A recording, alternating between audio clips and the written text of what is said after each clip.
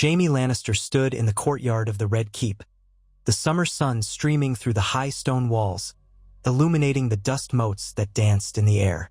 A hush had fallen across the yard, save for the muffled murmurs of a few guardsmen who lingered beside the stables. Even the crows seemed hesitant to break the tense silence from their perches atop the battlements. Jaime's hand rested lightly on the pommel of his sword, the familiar curve of the lion's head now an object of distaste to him, as if everything he had once taken pride in had become tainted. The burnished gold crest of House Lannister shone in the light, mocking him, telling the world who he was and what he was supposed to be. In the distance, inside the keep, Cersei would be flitting from corridor to corridor, ever vigilant for threats, real or imagined, to her power. He could almost hear her footsteps echo against the cold marble floors, her hands clenched in fists beneath the folds of her gown, as she spun new webs and devised cunning strategies. A memory flashed in Jaime's mind. The searing heat of Dragonstone's throne room, Cersei's anger, her eyes burning with that barely contained fury. Once upon a time, he might have found that passion irresistible. Now, it only filled him with an unnameable dread. He took a breath, swallowing the knot in his throat. At the stable's edge stood a figure taller than any man in the yard, clad in simple armor, dusted with travel stains and the slight evidence of wear from many journeys. Brienne of Tarth was frowning at a spooked stallion, her large hands gently trying to coax the beast into calm. There was no mistaking that even in the midst of King's Landing, a city that prided itself on gossip, appearances, and pomp, Brienne was singular. The gawkers she often drew at first had once bothered him, back when he was too full of pride to see beyond her ungainly stature and plain features. But time and tribulation had changed him. He found her presence oddly reassuring, a quiet strength that steadied him when he felt consumed by his own doubts. It was strange, he reflected, that they should find themselves here. She had once been an enemy of sorts, or at least a captive. Now, she was the reason he stood in this courtyard at midday, questioning the path his life had taken. She had been true when all others had broken faith. The Oathkeeper, he had named her, and no name could have been more apt. Brienne patted the horse's flank and turned toward him, nodding in greeting. The gesture was small, discreet, yet the trust it signaled was profound. Not long ago, they had traveled together through the war-torn riverlands, surviving ambushes, betrayal, hunger, captivity, and horrors of which neither liked to speak. They had forged a bond in the fires of adversity, a bond that now transcended words such as honor, duty, or knighthood.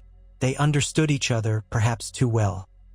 Jaime stepped forward, the sunlight catching on the gilded lion's head at his belt.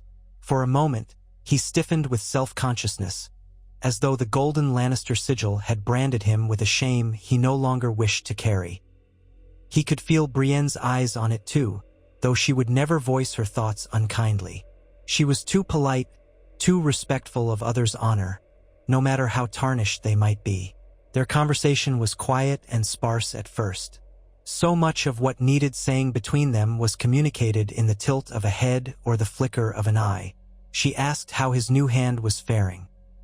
He flexed his golden fingers slightly, acknowledging the discomfort. It was not true pain exactly, more like a ghost of memory. At times he still forgot he had lost the real thing, only to be rudely reminded when he tried to grasp the hilt of a sword with the same sureness he once had. He had asked her to come to King's Landing. They both knew it was dangerous. Cersei would regard Brienne as a threat. In truth, she was. The old Jaime might have concealed his intentions beneath wry smiles and glib remarks. But the man who had survived the Riverlands, who had lost his hand, who had learned hard lessons about honor, knew there could be no more charades. He could lie to himself no longer. House Lannister had become a poison in the veins of the Seven Kingdoms, a threat to the future he had once sworn to protect. He was not the Kingslayer alone. He had protected the people from Aerys's madness once. Now the question haunted him. Would he stand idle while another tyranny, one no less destructive, consumed the realm?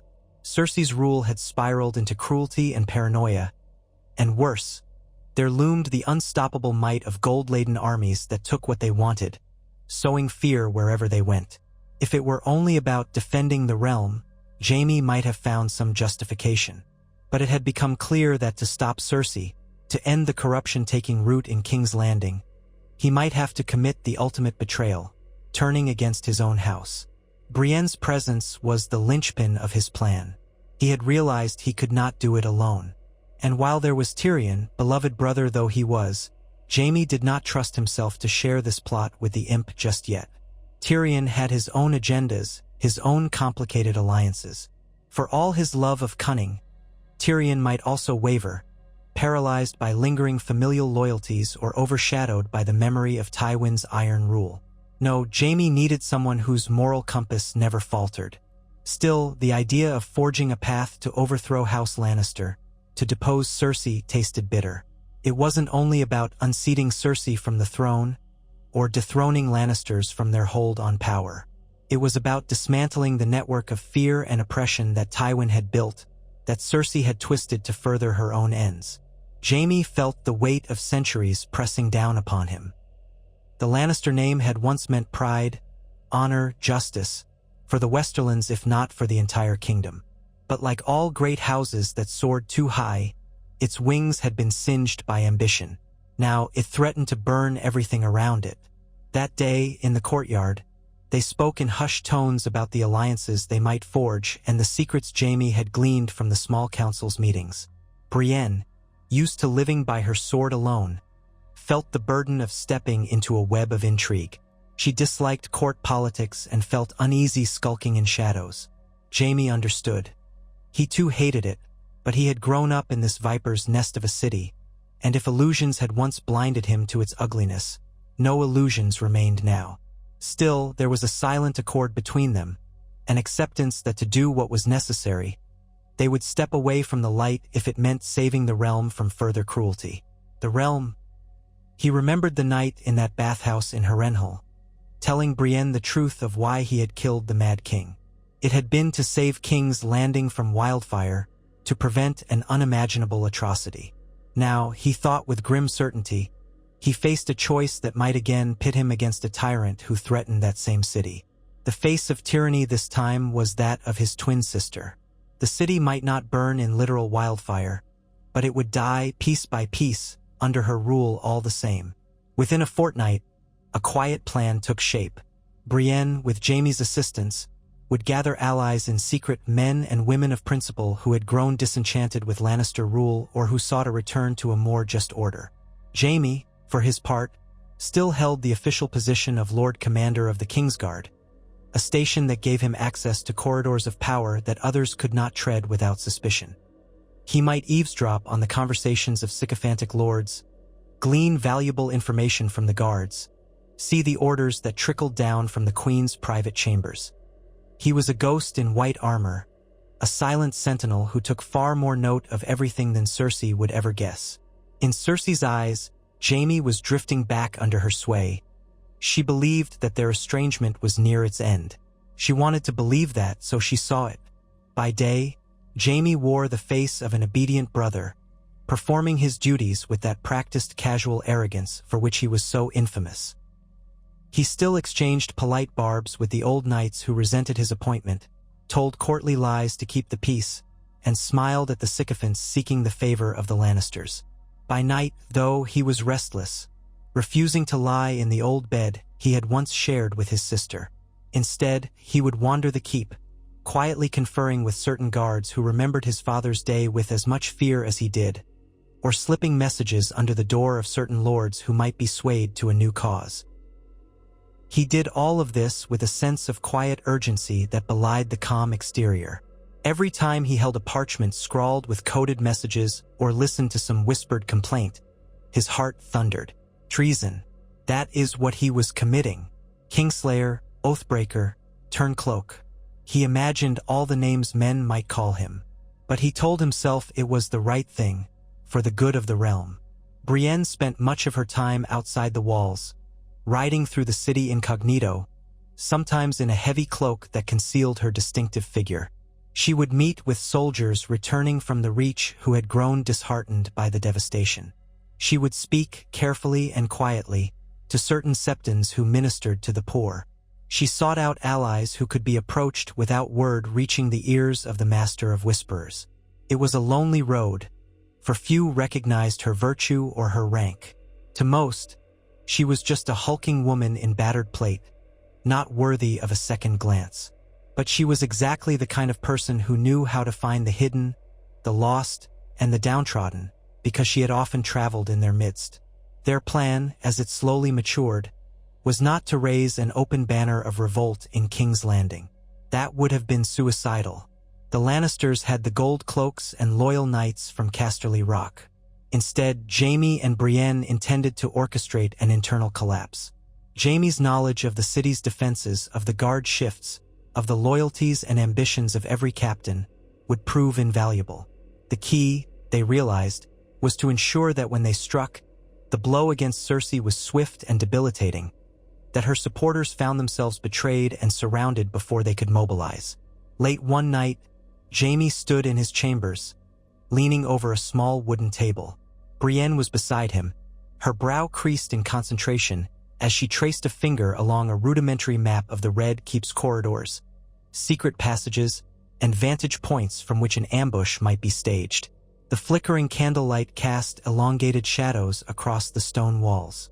Jaime felt the old pang in his missing hand, the phantom ache of times past. He tried not to let the recollection of all he had lost weigh him down.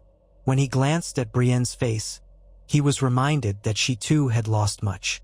Yet here she was, determined, unwavering. Their whispers were careful.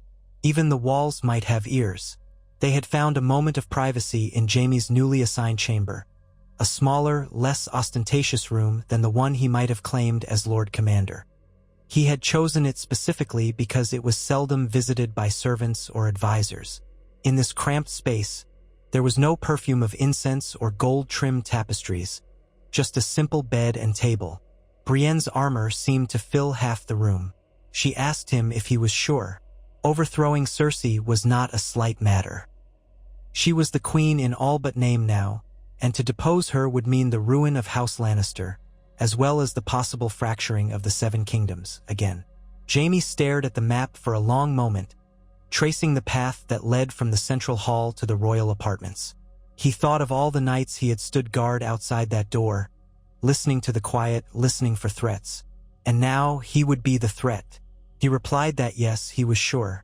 He could not stand by and watch her tear the realm apart, alienating allies, spawning new rebellions, turning King's Landing into a pit of conspirators and fearful sycophants. If all they did was remove Cersei from power and put someone more just in her place, that would suffice.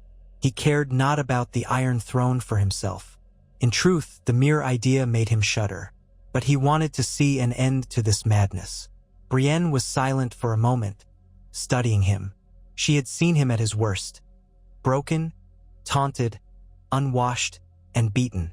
She had heard him confess the darkest deed of his life, and the reasons behind it. She remembered how the word honor had once seemed like a cloak he had thrown aside for the sake of the woman he loved. Yet she realized that this man, for all his flaws, was willing to risk everything he had to right a terrible wrong. And so, she told him they would proceed. Within days, their plan gained more shape. They began to plant rumors. Some of them were false, designed to send Cersei's watchful eyes astray. Others were half-truths, meticulously crafted to sow doubt among her supporters.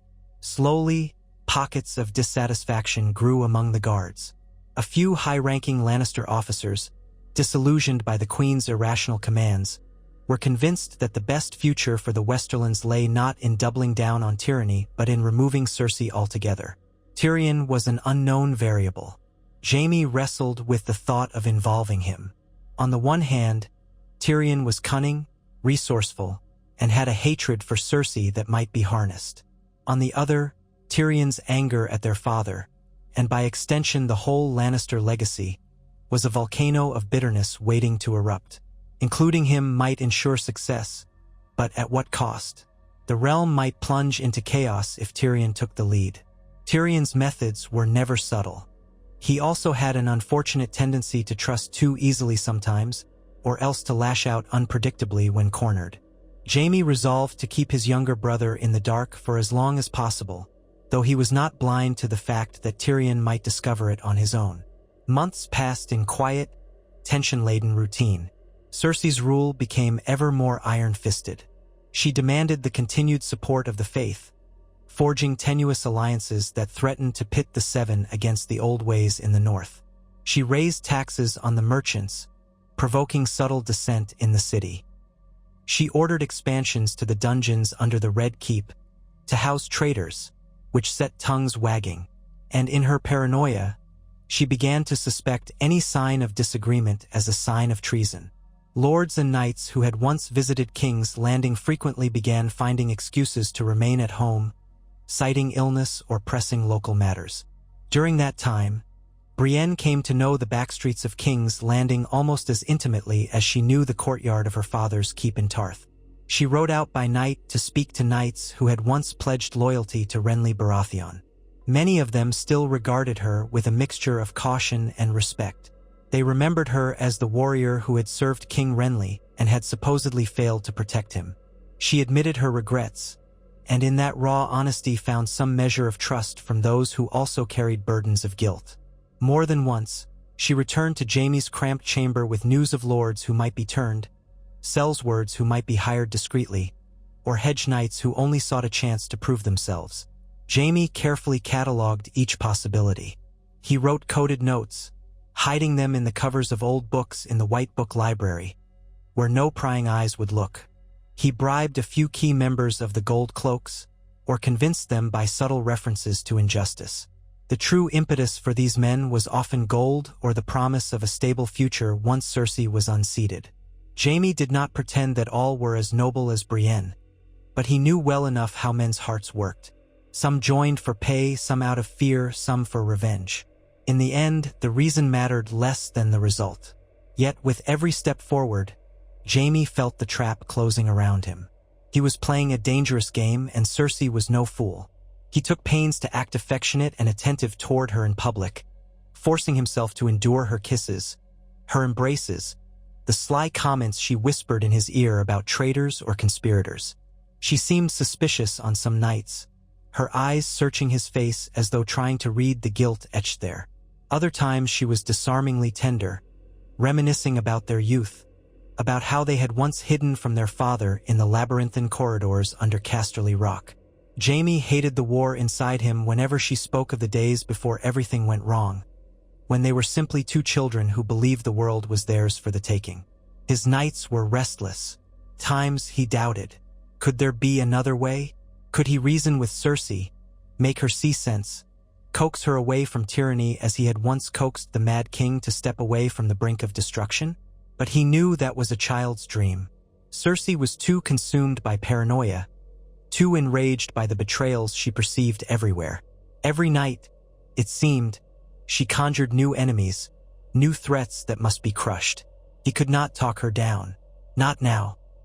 The day finally came when Jaime and Brienne decided that they had gathered enough support to attempt their coup. Secrecy was paramount. They had no illusions.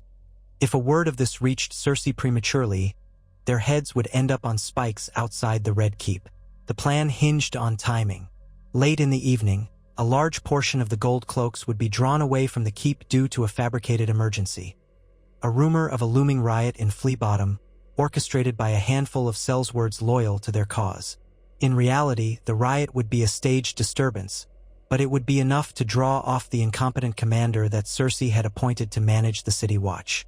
With the watch scattered or misdirected, the conspirators within the keep would move to secure the gates, the armory, and the queen's private quarters. Jaime would have to confront Cersei personally. That much was clear. Brienne offered to help subdue her, but Jaime refused. He had no wish to see Brienne cross swords with his sister. He alone would bear that burden. It was his family, after all, and his responsibility to stop her before she enacted some last, desperate measure. Brienne would coordinate the knights and guards loyal to their cause, ensuring the corridors and strategic points were locked down, rounding up any of Cersei's personal guard. They knew that some would fight to the death, men who owed their fortunes and their future to Cersei's patronage. The plan was to avoid unnecessary bloodshed, for they wished to present themselves not as butchers but as saviors of the realm from a tyrant. However, they also knew that a clean victory was a fantasy. Men and women would die. The night of the coup was warm, a breathless summer eve that draped the city in a haze of heat.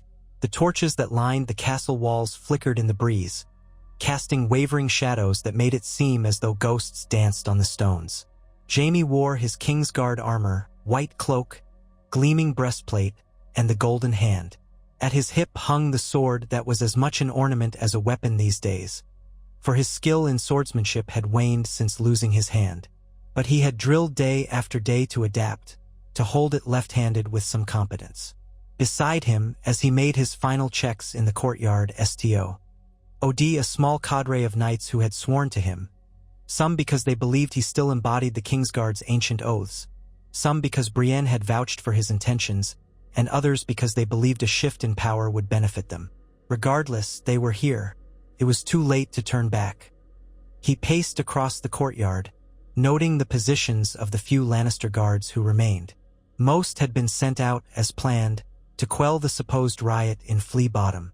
Brienne stood near the gate with a few men at her back. She was outfitted in her own armor, thick plates, well-worn but well-fitted. Her sword, Oathkeeper, hung at her hip, reflecting torchlight along the Valyrian steel. She caught his gaze and gave a faint nod, telling him without words that all was ready. As the bells tolled the hour, Jaime led his band into the keep, climbing the wide steps with purposeful strides. Each footfall felt heavy, as though weighted by the inevitability of what he was about to do. He glanced over his shoulder and saw Brienne vanish down another corridor with her own detachment, heading to secure the armory. The plan was in motion. He prayed silently that the gods, old and new, would keep her safe. Inside the keep, the corridors were eerily quiet. Most of the servants had been sent to their quarters early, courtesy of a false announcement that the queen did not wish to be disturbed. Jaime's boots clicked against the marble floors, echoing down the hallway. At any moment, he expected to see the flicker of a guard's torch or hear the challenge of a crossbowman. But the shadows remained still. He passed the great hall, where once King Robert had sat, and many kings before him. Memories assailed Jaime. The day he had stood in this hall, the day Eddard Stark had denounced him as a traitor. So many lifetimes had passed since. Finally, he reached the set of ornate double doors that led to the royal apartments. A pair of Lannister guardsmen stood outside, spears in hand. They recognized him immediately, saluting with crisp formality. "Lord Commander." He forced a cordial smile, stepping closer. One of the guards, a man named Rallan, who had served House Lannister for years, frowned. "You're late, Sir Jaime. The Queen was expecting you." "I was detained," Jaime replied. He rested his hand on the pommel of his sword, feigning casualness. "I'll see her at once." It was the second guard who caught a glimpse of the knights behind Jaime, arrayed in a manner that was far from normal. Suspicion flickered across his face. "My lord, is everything all right?" Jaime could not hide behind subtlety any longer. The time had come. "Stand down," he said, voice low. "In the name of the realm, I command you to set aside your weapons." He saw confusion in their eyes, then realization, and finally alarm. Rallan's grip on his spear tightened. For an instant, the air snapped with tension. Had these guards been among the bribed or the loyal? Jaime's heart thudded. Rallan made his choice. He thrust his spear forward in a single, desperate motion, aimed at Jaime's midsection. But Jaime had been expecting exactly such a reaction. He pivoted left, letting the spear glance off his breastplate, and brought his golden hand crashing down on the weapon's shaft. The spear splintered. The knights behind Jaime lunged, swords scraping from their scabbards. Within a heartbeat, the guard was disarmed and held under threat of steel. The other guard, seeing the futility, dropped his spear, trembling, eyes wide with betrayal. Jaime's men took them into custody. There was no time to dwell on their fates. He pressed on, pushing the doors open, stepping into the opulent chamber. The sweet smell of perfume and burning incense hit him immediately, mingling with the sharper tang of Cersei's favorite wine. The solar was lit by a scattering of candles set about the room. Heavy velvet curtains were drawn across the windows, stifling the airflow. Cersei looked up from her seat by the hearth, her eyes meeting Jaime's. She wore a crimson gown embroidered with golden lions, her hair in a cascade of perfect curls. A half-empty goblet of arbor red sat on the table before her. Her lips parted in surprise. She rose to her feet, quick as a cat, eyes darting behind him to the armed men. "What is this?" she demanded, her voice cold as steel. "Why do you bring soldiers into my chambers at this hour?" Jaime swallowed, his mouth dry. This was the moment he had dreaded, the confrontation with the woman who had been everything to him for so long. He saw the flicker of fear in her eyes, swiftly replaced by anger. "I've come to end this," he said quietly. She narrowed her gaze. "And what, dear brother? Explain yourself. Why are these men here?" He stepped forward, gesturing for his men to remain near the door. "Cersei, by order of the Kingsguard and the will of the realm, I am placing you under arrest." The silence that followed was absolute. Cersei's breath caught. For a moment, she seemed unable to believe what she was hearing, as if her own ears betrayed her. Then her face twisted in fury and indignation. "Arrest? Are you mad?" Jaime's throat constricted, but he forced himself to speak. "Madness is to continue on this path. The realm bleeds because of your rule. You have turned our house into a curse. I can't allow it any longer." She reached out, as if to gather the folds of her gown around herself, but Jaime recognized the movement. She was inching toward a concealed dagger she often kept in the brocade. Before she could close her fingers around it, Jaime's left hand darted out, seizing her wrist. He was not as deft with his left hand, but he had practiced controlling a grapple. He felt her nails rake against his armor. Her breath came in ragged bursts as she struggled. "How dare you?" Cersei snarled. "You, of all people, after all we've done together, you would betray me like this? Betray our house, our children?" Her voice cracked on the last words, invoking the memory of Joffrey, Myrcella, and Tommen. Children they had lost, children who had once been the center of their twisted love. He felt a pang in his chest. Memories flooded him.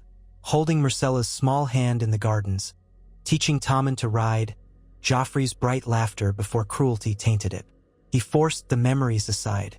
"You always said you did everything for them, for the sake of our children," Jaime murmured, still holding her wrist firmly. "But they're gone, Cersei, and now you're doing this only for yourself, out of fear and vengeance, hurting countless innocents." Her eyes flashed. "Lies! I do what I must. We are Lannisters. We do not kneel to lesser men. The Iron Throne is ours." He didn't argue. Arguing with her now would accomplish nothing. Instead, he reached up to his cloak, producing a slender length of cord. His knights stepped closer. One of them took hold of Cersei's other arm. She writhed, her fury absolute. "Get your hands off me. I am your queen. I will see your heads on spikes." Her threats dissolved into shrill screams as Jaime bound her hands, a lump forming in his throat at every muffled cry. She spat words at him that he had never heard from her lips, curses vile enough to shame a flea-bottom whore.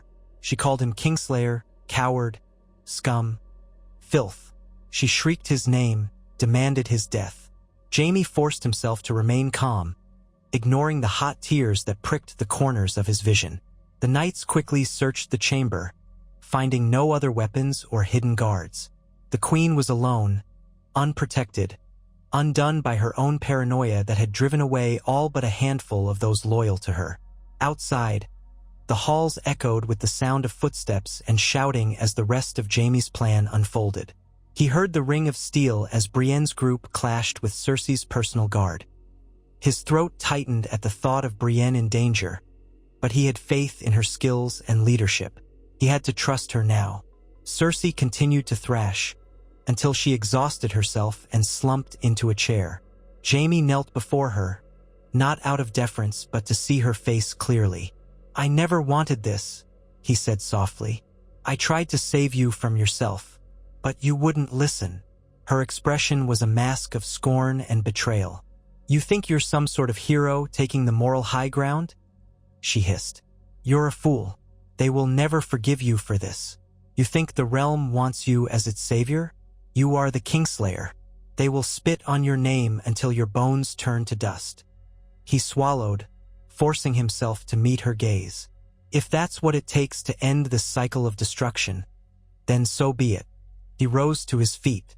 "Take her to the cells," he ordered his knights, his voice devoid of emotion. "Keep her under guard." He turned, knowing that to linger would only invite a breakdown of his own resolve. He half expected her to call out to him, to beg or plead, but Cersei said nothing.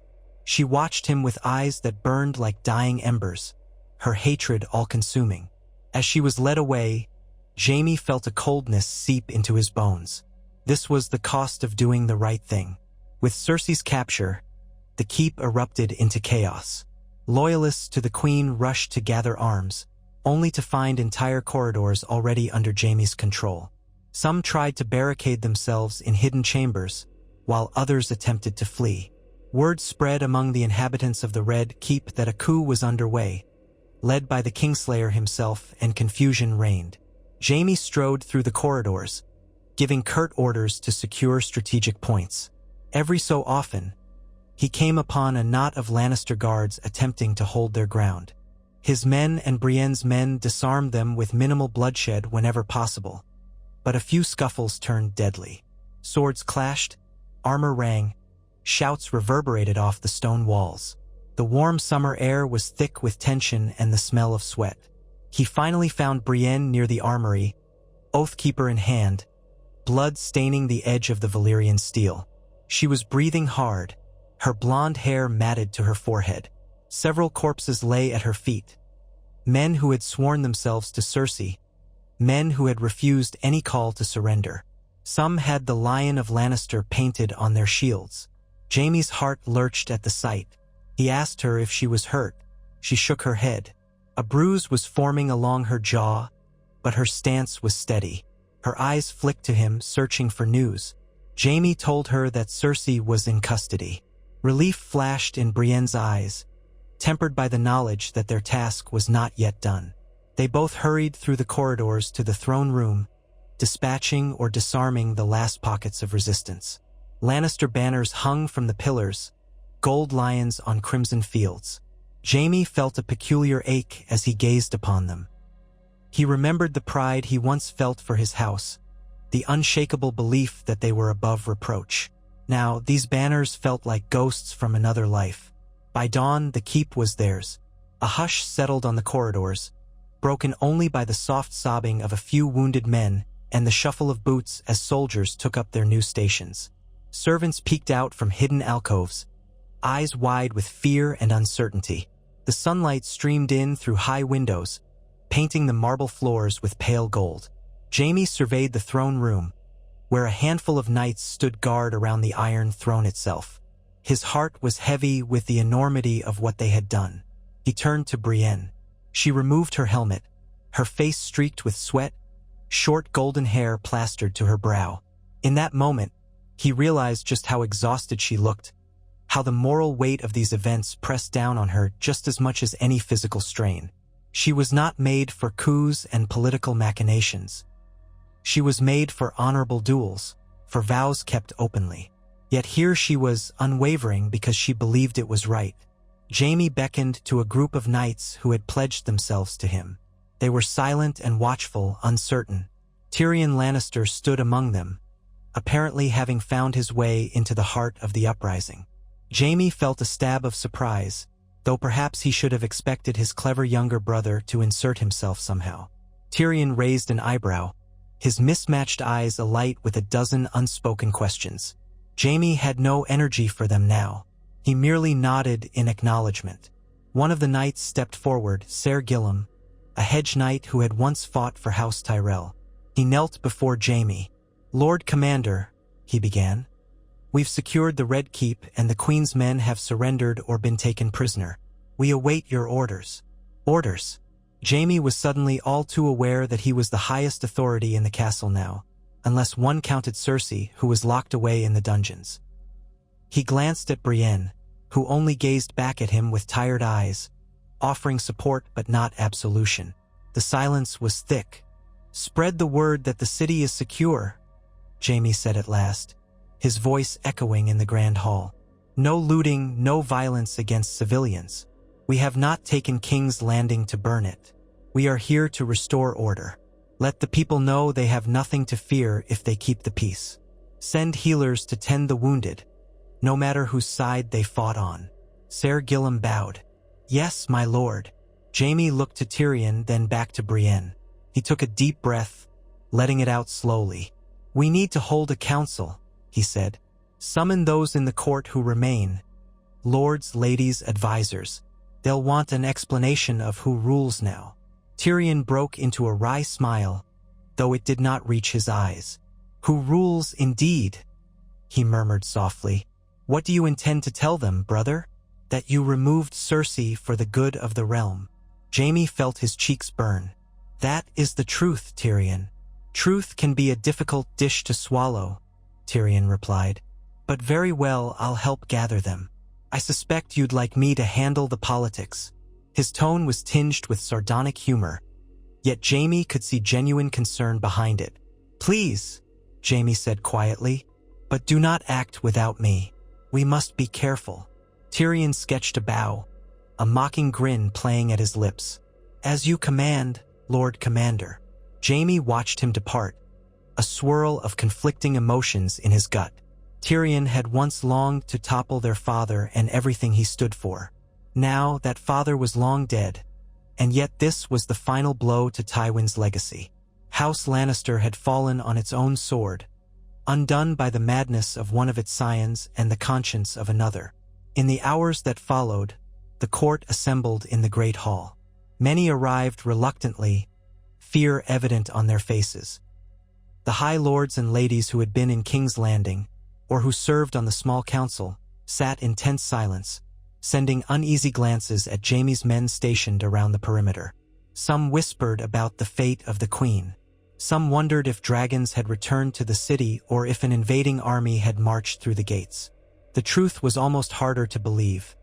A single, decisive stroke from within had brought down the Lannister regime in one night.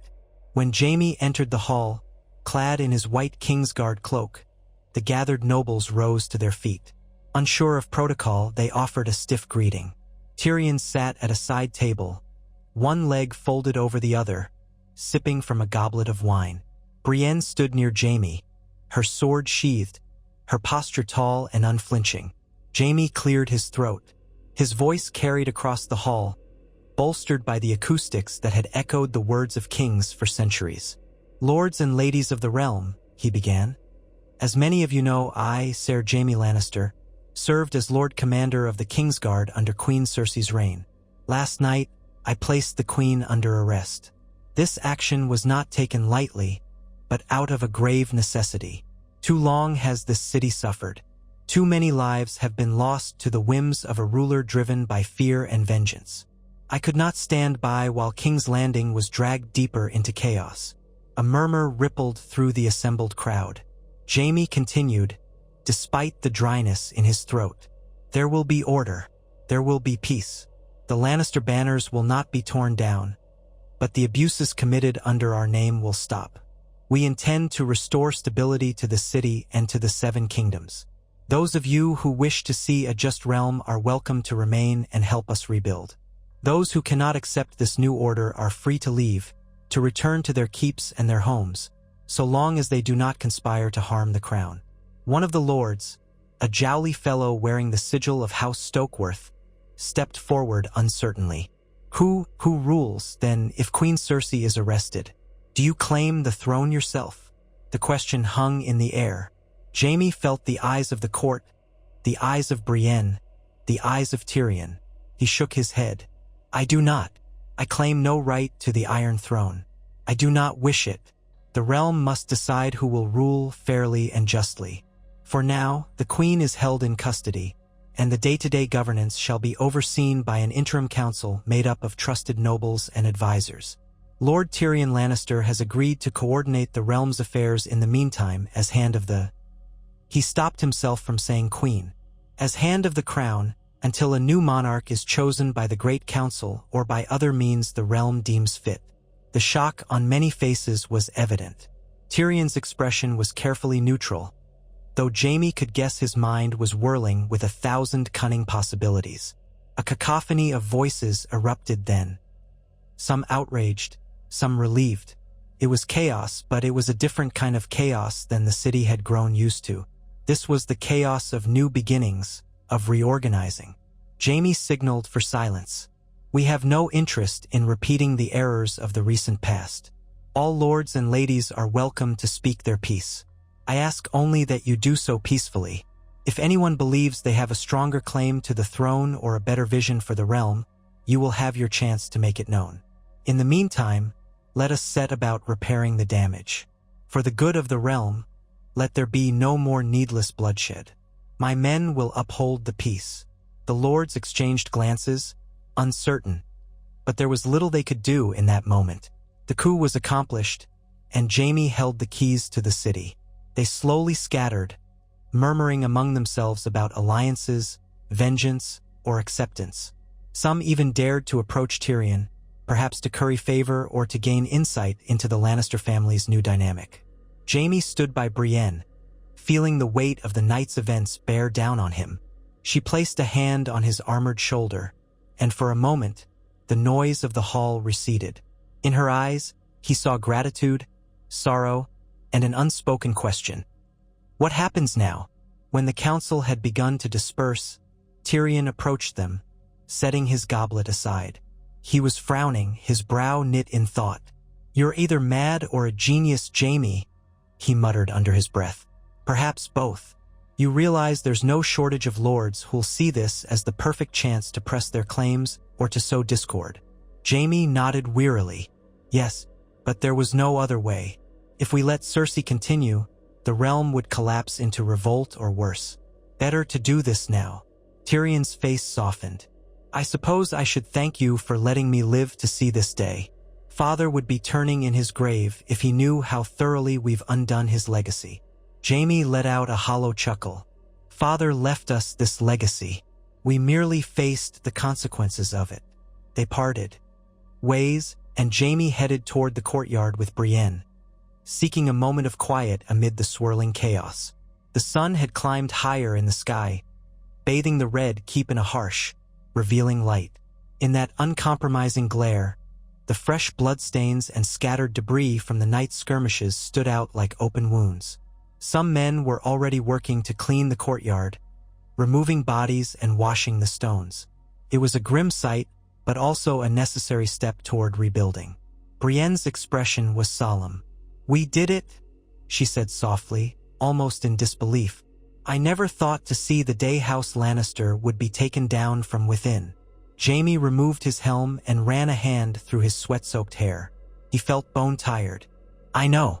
If you had told me even a few years ago that I would arrest my own sister, dethrone my own house, I would have thought you mad. She glanced at him, and there was something like pity in her eyes. She was your sister. Are you? He stopped her. Don't ask if I'm all right, because the truth is, I'm not. But I'll deal with that. It had to be done. The realm needed it. And, in some way, I needed it too. She nodded, respecting his wish not to delve into deeper sentiments. He knew she did not pity him. She understood, at least in part, the tragedy of a man who found too late that his family was destroying everything he once swore to protect. In the days that followed, Jaime worked tirelessly with Brienne, Tyrion, and the interim council to restore order. Loyalist pockets in the city were given a chance to lay down arms or face judgment. Some took the offer, disbanding without a fight. Others stubbornly resisted, fueled by fear or fanaticism for the queen. But with each passing day, Jaime's new regime tightened its grip on King's Landing. The city, so used to fear, began to sense a shift. Food shipments that had been withheld by Cersei to punish dissenters were released. The demands for bribes lessened. Soldiers patrolled the streets not to terrorize but to keep peace. For the first time in a long while, the people dared to hope. Cersei remained in the dungeons under constant guard. Jaime knew he would have to face her again eventually, whether to bring her to trial or to broker some other solution. She had not demanded a trial by combat yet, which surprised him. Perhaps she was holding out hope for a rescue or some shift in fortune. Perhaps she simply refused to acknowledge the legitimacy of her captors. Rumors spread throughout the Seven Kingdoms that the Kingslayer had slain his sister in a fit of madness, that the city was in flames, that a new dynasty had emerged. Ravens flew to the far corners of Westeros, carrying the official account. Queen Cersei was deposed, arrested by Ser Jaime Lannister, pending a formal Great Council to determine the future of the Iron Throne. Some houses scoffed, others waited to see which way the wind might blow.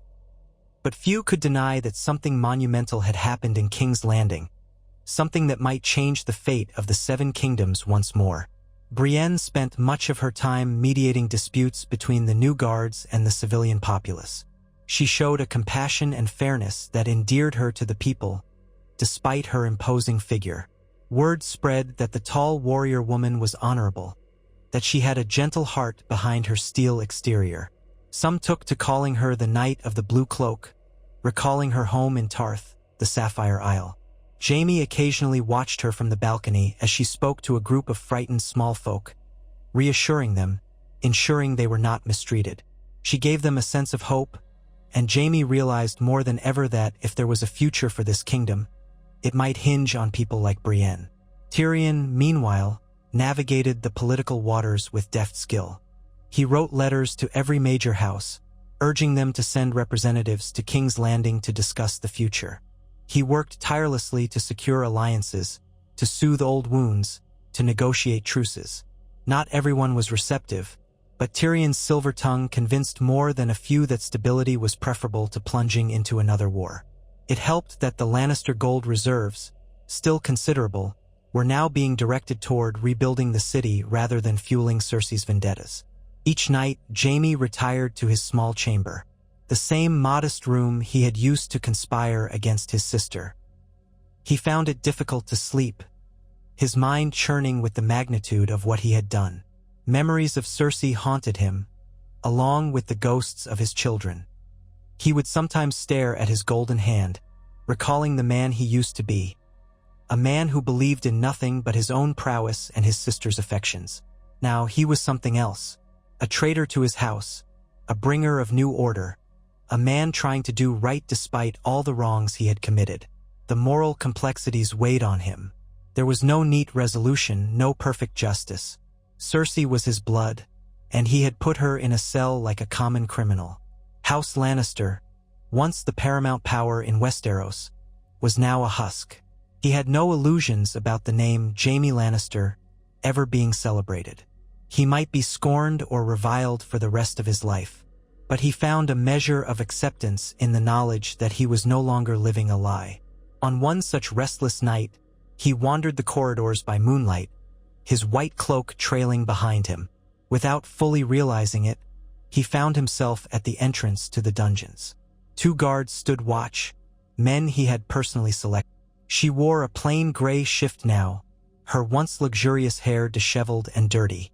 The haughtiness was still there in her bearing, though sorrow lined her face. Her eyes flicked up to meet Jaime's as he approached. She said nothing for a long while, and he stood there, gripping the iron bars. Finally, she rose from the thin pallet of straw, crossing her arms over her chest. "Here to gloat?" she asked, her voice harsh from disuse. "To remind me how noble you've become?" "I came to see if you were well," Jaime said quietly. "I did not want you left in squalor." She let out a bitter laugh. "You think this is squalor? I've endured worse. At least I know you won't let me starve. You aren't that cruel." He felt a wave of guilt. Cersei was many things, but once upon a time, she had been the only woman he loved. "I came to offer you a choice," he forced out. "A fair trial before the Great Council or a private negotiation of exile, perhaps. If you give up your claim to the throne, if you promise not to stir rebellion." She snorted. "You want me to bend the knee to you? To live out my days in some foreign land, while you rule here with your new ally." Her eyes flicked to his golden hand. "I'd rather be tried for treason. At least then I can face my accusers openly." He searched her face, trying to find some remnant of the woman he had once known. He saw only anger, pride, and behind them, maybe, a flicker of heartbreak. "Cersei," he whispered, "I never wanted it to end like this." She stared at him with eyes as cold as the darkest winter. "It ended the moment you turned on me, the moment you decided I was no better than the Mad King. You always did love to kill kings, didn't you? Now queens, too." He had no answer. The sting of her words left him raw. He turned and walked away, the torchlight casting his shadow long and gaunt across the stones. She called after him once, twice, but he did not look back. Up above, dawn was breaking again, the sky painted in the delicate hues of pink and orange. Jaime paused in the courtyard, breathing in the fresh morning air, letting it wash away the damp, suffocating stench of the dungeons. He wondered if he was truly any different from her, if the lines of good and evil were hopelessly blurred. But then he recalled Brienne's steadfast eyes, the unwavering sense of duty he had seen in her from the moment they crossed paths in the Riverlands. He remembered how she had refused to break her vows, even when it cost her dearly. If there was redemption to be found, perhaps it lay in following that kind of example. Days turned into weeks, and the city settled into an uneasy calm. Invitations had gone out for a great council to convene in King's Landing. Some of the major houses responded with caution, sending representatives to see what was truly happening under Jaime's leadership. Others remained silent, perhaps considering war. But with winter's shadow still lingering in the north and the memory of the devastation that war had brought, many were weary of more bloodshed. Tyrion, working tirelessly, managed to persuade enough key lords that this was not a Lannister power grab, but a genuine attempt to restore balance. Jaime lent what credibility he could, personally escorting some of these lords through the city, showing them that the new regime was less brutal than the old. It wasn't perfect. Whispers of unrest still abounded, and some knights loyal to Cersei remained at large, plotting sabotage. But for each day that passed without a riot or a massacre, people grew more hopeful. Brienne spent her spare moments training new recruits to the city watch, instilling in them a sense of honor that had long been absent from the Gold Cloaks. She ensured that the men under her command treated the small folk with respect. Word of this spread, and soon the name Brienne of Tarth was spoken with admiration in certain corners of the city.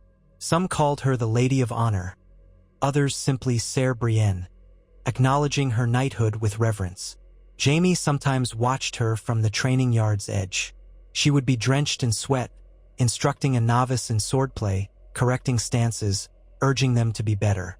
He found himself reflecting on how, in many ways, Brienne had brought out the better parts of himself. He was not blind to the feelings stirring in his chest, but he also knew that there was too much blood on his hands, too many scars that ran deep. He was not certain he deserved happiness. Not yet. When the day of the Great Council finally arrived, ravens brought news of lords approaching from all directions. From Highgarden, from Storm's End, from the Vale, even from Dorne. Representatives of the North sent word that their roads were treacherous, but they would come if they could, or else send a proxy. The Red Keep bustled with a frenetic energy. Rooms were prepared, feast halls readied. Tyrion orchestrated it all with a manic flair, ensuring every last detail was seen to. On the morning the council was to begin, Jaime awoke before sunrise. He donned his Kingsguard regalia, checking the fit of his white cloak and the shine of his breastplate. His golden hand glinted in the early light. He stood by the window, gazing out over the city that had once reviled him, that now looked to him for a semblance of stability. It was a strange feeling, somewhere between pride and dread. He stepped into the corridors, heading for the throne room. On his way, he passed Brienne, also fully armored, though her cloak was not white but a deep blue that echoed her ties to Tarth. She fell into step beside him, neither speaking for a moment. The day was too momentous for small talk. Finally, she asked, "Are you ready for this?" He offered a tight smile, As ready as one can be. It's time for the realm to decide its future. She nodded, her gaze ahead. We're doing the right thing, Jaime. He took a slow breath. I hope so. They entered the great hall together, finding it filled with lords and ladies in brightly colored finery. The dawn light streamed through high windows, illuminating the iron throne at the far end. Armed guards, both Jaime's and those newly loyal to the cause, stood vigil, ensuring no violence would erupt. Tyrion was already there, conferring with a few highborn representatives. The murmur of voices was intense, like the hum of a beehive. At the far end, beneath the looming metal spires of the throne, was an empty seat, symbolic of the power now in question. Jaime stepped onto the dais, turning to face the gathered assembly. Brienne stood beside him, silent but stalwart, her presence a testament to the moral authority behind their cause. Tyrion raised his hands for silence, and gradually the hall quieted. When all eyes turned to Jaime, he cleared his throat. The hush was profound. I have called you here today, he began, his voice strong and clear. Not to crown myself, nor to force a ruler upon you. I have called you to decide, as the leading lords and ladies of Westeros, who shall sit upon the Iron Throne, or if another arrangement is to be made for the governance of these lands. A ripple of murmurs ran through the crowd. Jaime continued, You all know what befell Queen Cersei. Many of you suffered under her rule. She is now imprisoned, awaiting trial for her actions. House Lannister remains, but it no longer wields the power it once did. That power is now in your hands. We stand at a crossroads in our history. Let us not spill more blood. Let us instead choose wisely, for the sake of every man, woman, and child in these 7 kingdoms. Tyrion stepped forward, his eyes scanning the crowd. My lords and ladies, we have endured years of conflict, treachery, and upheaval. It is time for something better. Speak your minds, state your claims, or propose your solutions.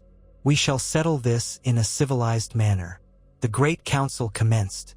Lord after lord stepped forward to present their positions. Some spoke in favor of an elective monarchy. Others insisted a Targaryen branch still living across the sea might hold the rightful claim.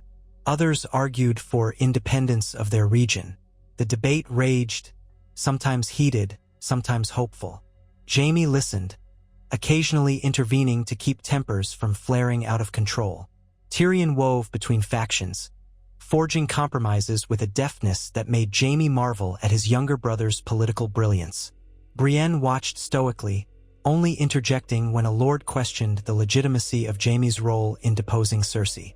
She recounted the horrors Cersei had inflicted on the city, the reason for this coup, a moral imperative to prevent further destruction. Her words, spoken plainly and from the heart, silenced many critics. Her reputation as a knight of unwavering honor lent weight to Jaime's cause that no amount of silver-tongued argument could match. As the sun climbed higher, the outlines of a consensus began to form. Some lords warmed to the idea of a more democratic system of choosing the ruler, or at least a great council that would be convened whenever the throne was vacant.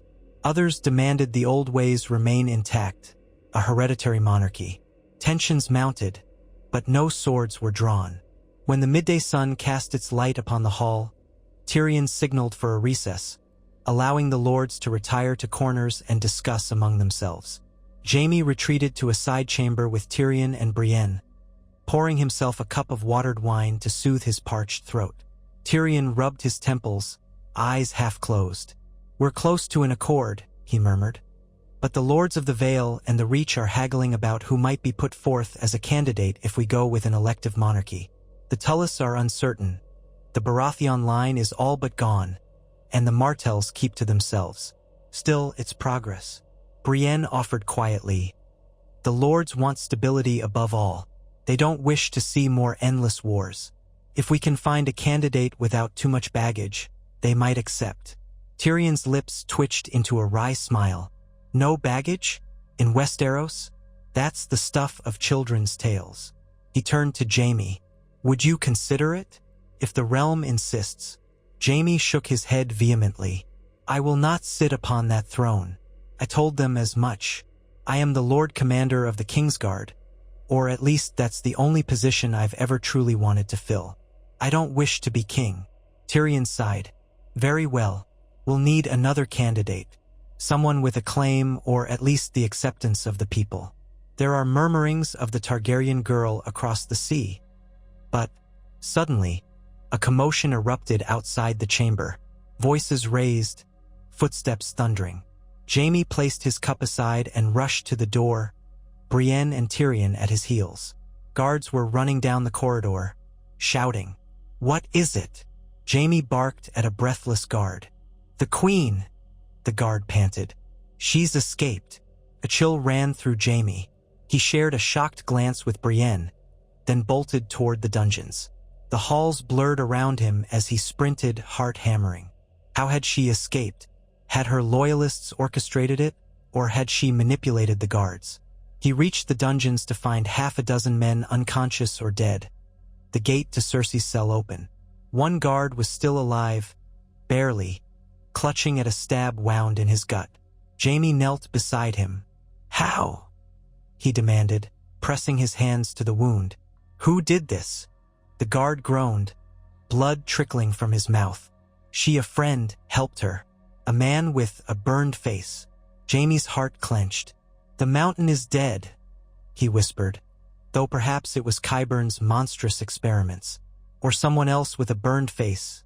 The Hound, perhaps? But that made no sense. Could it be someone else entirely? Regardless, the guard's eyes were already rolling back.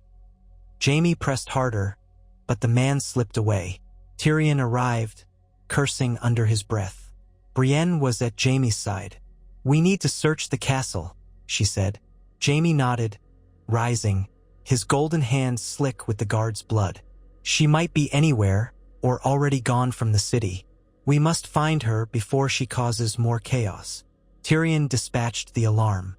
The gates were sealed, the city watch ordered to comb every district. But the hours ticked by with no sign of Cersei. Panic settled over King's Landing. Rumors flew. Some said she had fled to Casterly Rock. Others that she had disguised herself as a washerwoman and boarded a ship.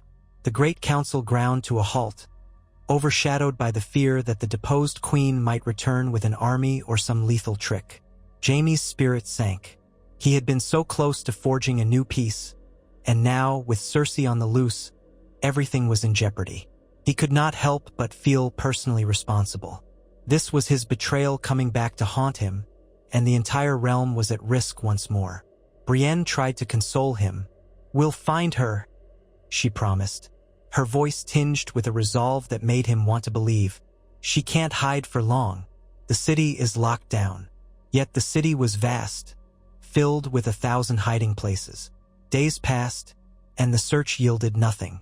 In the Great Council, lords muttered about turning the city upside down, or about leaving King's Landing altogether until the crisis was resolved.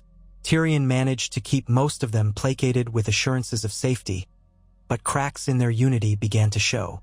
On the third night since Cersei's escape, Jaime was roused from a restless sleep in his small chamber by a frantic knocking at the door. He leapt up, half-dressed, sword in hand, to find a gold-cloaked guard panting on the threshold. "My lord," the guard gasped. "We found her." Jaime's heart surged. "Where?" In the royal sept," the guard stammered. "She's barricaded herself in with a handful of loyalists. They've got," he swallowed, "they've got wildfire." The word struck Jaime like a lightning bolt. Wildfire. The very substance the Mad King had planned to use on the city. The memory of that green flame burned in his mind. All his nightmares about the Mad King's last stand came rushing back. He bolted from the chamber, grabbing his armor. The guard kept pace, giving more details. Apparently, late at night, a group of hooded figures had broken into one of the old storerooms beneath the keep. They seized caches of wildfire that had been stored there since the days of King Aerys. No one had thought to remove them, likely out of fear of an accidental detonation.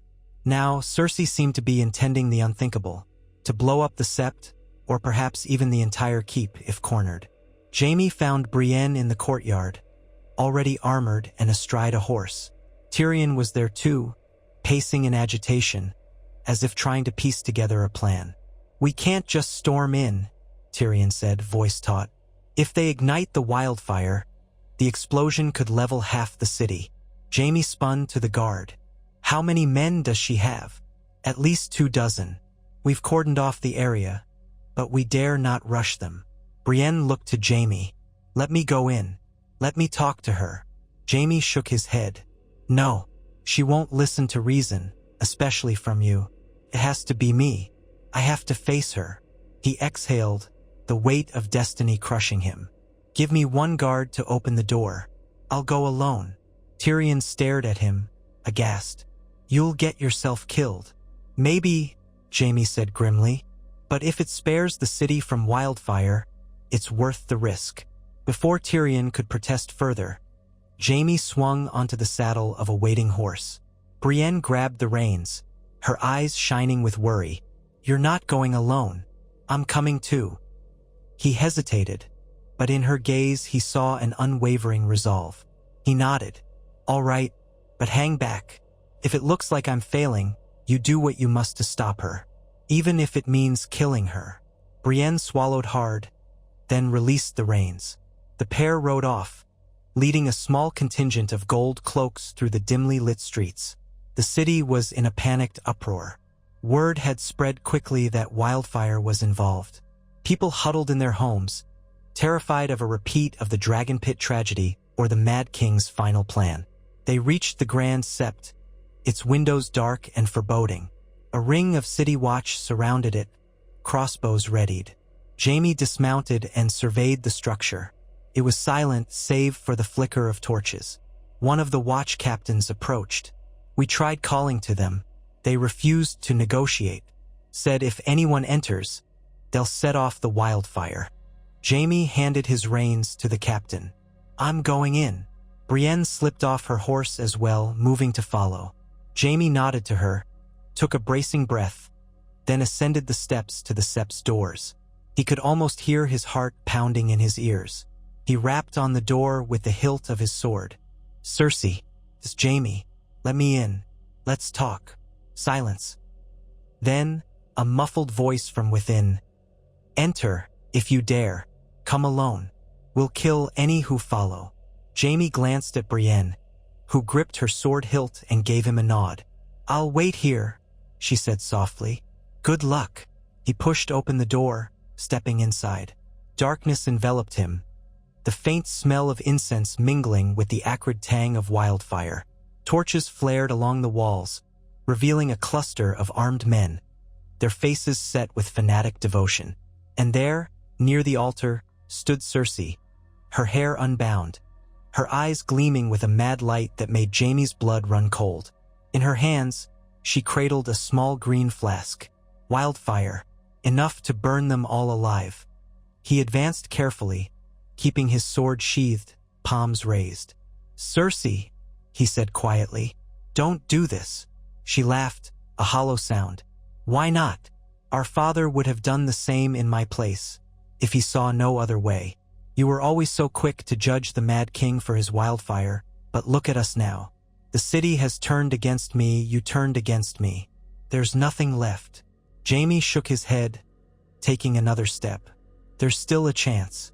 You can stand trial before the Great Council. You can live." Her expression twisted with hatred. "I'd rather die than be paraded as a traitor. They'd strip me, humiliate me. No, Jaime, this is the only way. If I can't rule, then I'll take this city with me. Let them remember who truly held the power." He saw her thumb caress the stopper of the flask. One twitch, and the entire sept could be engulfed in green flame, igniting more caches hidden within. Memories of the Mad King's final moments seared his mind. He steadied himself. "Cersei," he said, voice breaking. "I love you." She froze, eyes flickering. "You have a strange way of showing it." He swallowed hard. "You're my sister. For most of my life, you were all I cared about. But I had to stop you. I couldn't stand by while you destroyed everything." Tears welled in his eyes. "Please put it down. You don't want to kill everyone." She stared at the flask, her grip tightening. "You think you know me so well," she whispered. But you don't. I lost my children, Jaime, and then I lost you. He took another step, voice trembling. I never wanted to leave you, but you gave me no choice. I couldn't betray my conscience any longer. You always said we shared the same womb, the same face. She let out a ragged sob, eyes gleaming with tears. For an instant, Jaime saw the woman he had once loved, the girl he had played with in the halls of Casterly Rock. Then, in a heartbeat, the anger and madness returned. She raised the flask, glaring at him. Stay back. The men around her brandished their weapons. Jaime froze, heart pounding in his chest. In that moment, a distant crash reverberated through the September. One of the doors along the side had been forced open. Brienne rushed in, sword drawn, ignoring the loyalists' warnings. A crossbow bolt whizzed by her, narrowly missing her shoulder. She deflected another with her blade, then charged forward, scattering Cersei's men. Jaime felt panic surge through him. No, he shouted. Stay back. But the moment was lost.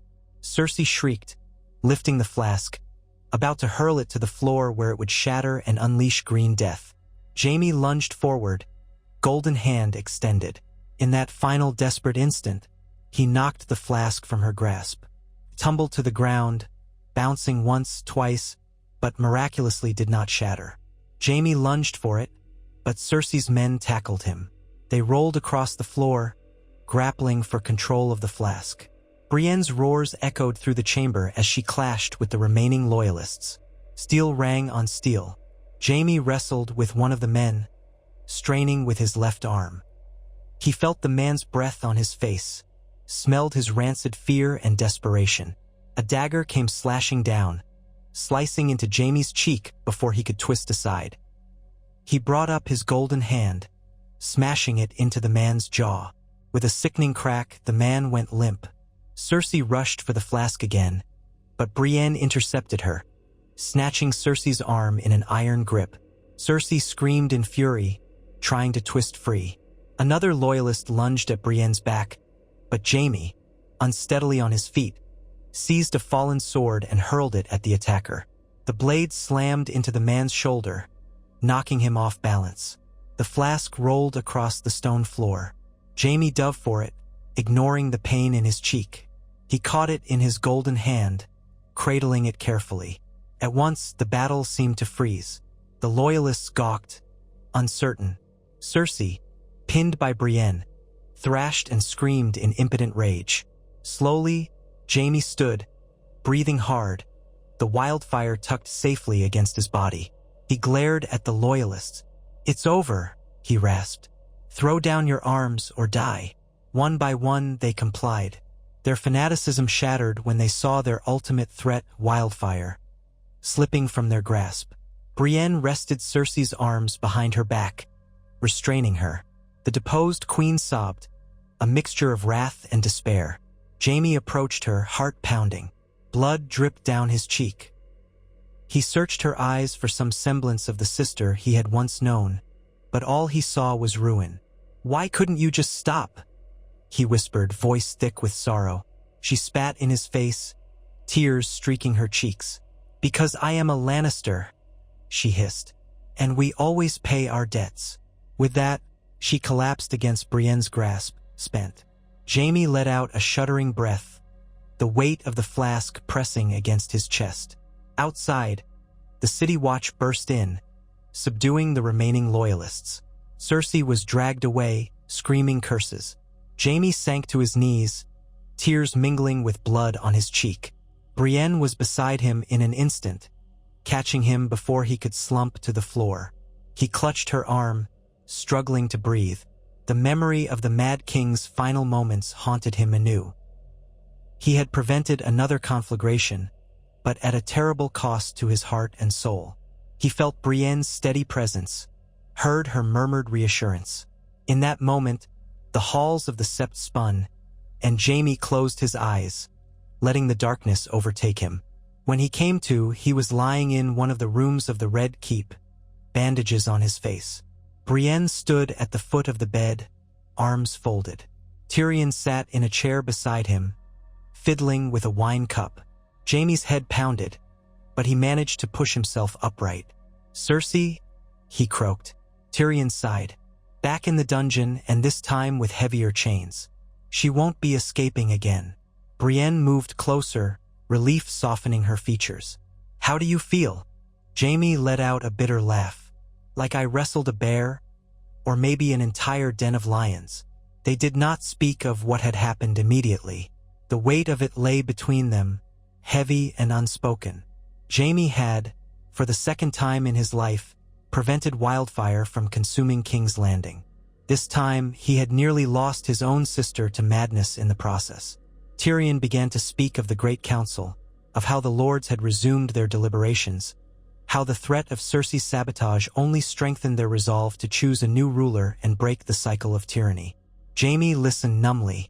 He found that, in this moment, he cared little for crowns and councils. He was simply exhausted, hollowed out. All he could think of was how close the city had come to annihilation yet again, and how Cersei's hatred for him now was absolute. Days later, when the Great Council reconvened, the lords finally agreed upon a candidate for the throne. Someone with a fair claim and enough neutrality to command respect, or so they hoped. Jaime stood guard as the candidate was presented, crowned in a solemn ceremony. Applause erupted in the throne room, a mixture of relief and hesitant optimism. The people would have a new monarch, one chosen not by birth alone but by the will of the gathered lords, in hopes of forging a stable future.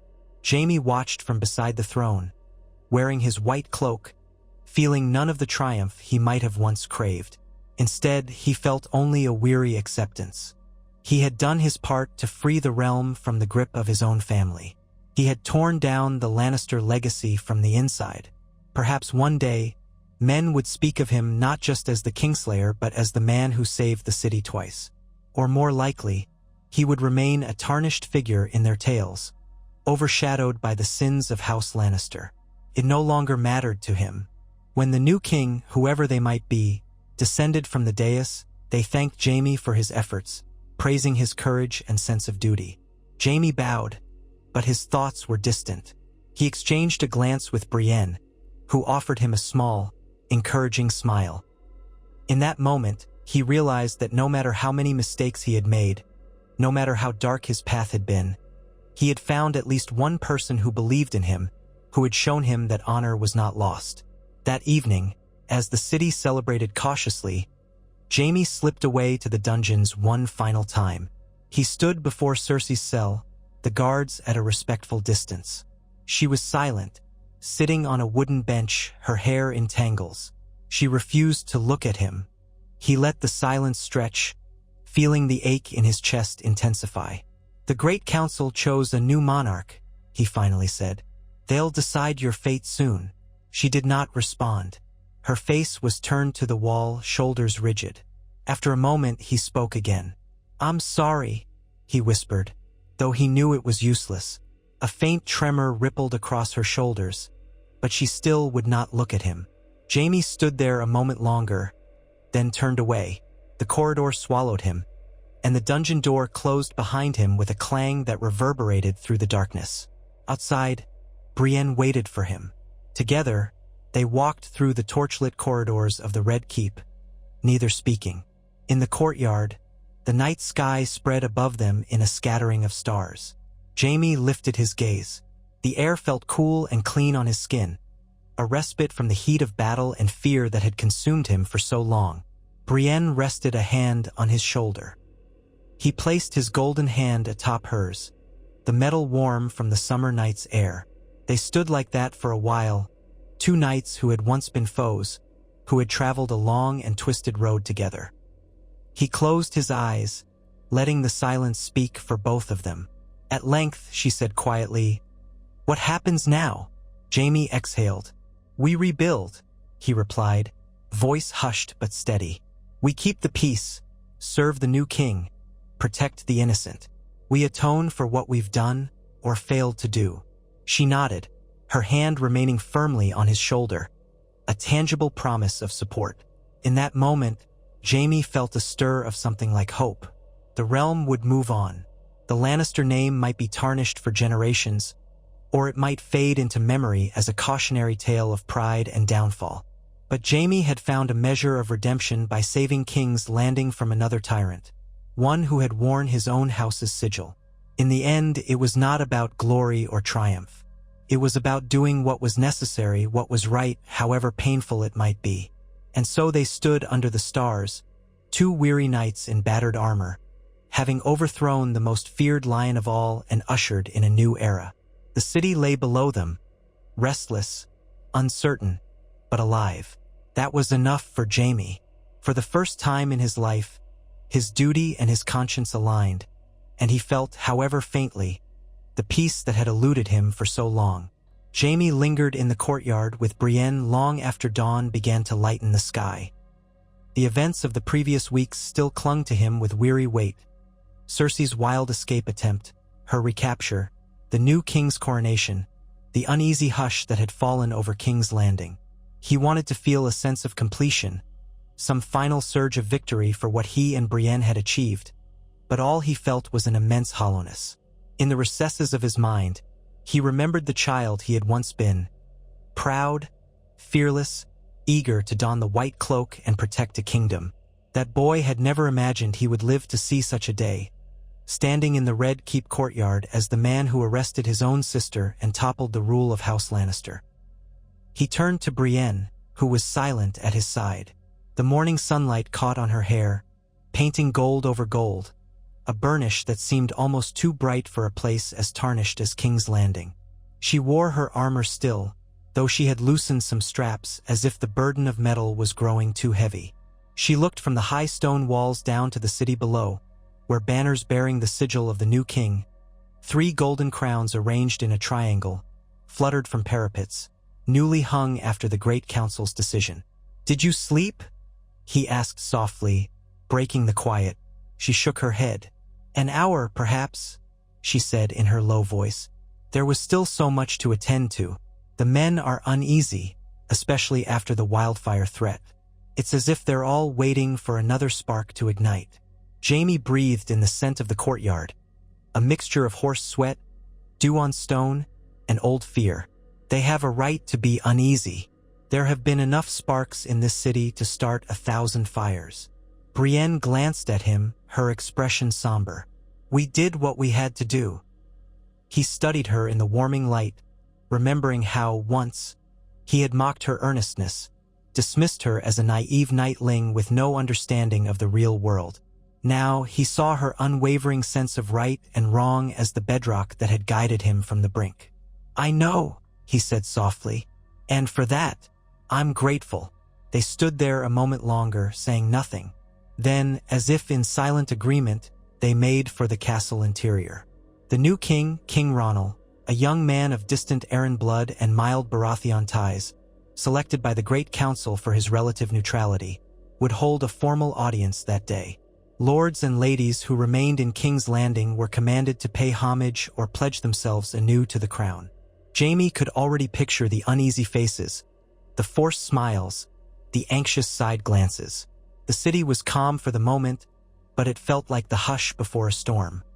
He and Brienne reached the corridor leading to the great hall and found Tyrion waiting near the archway.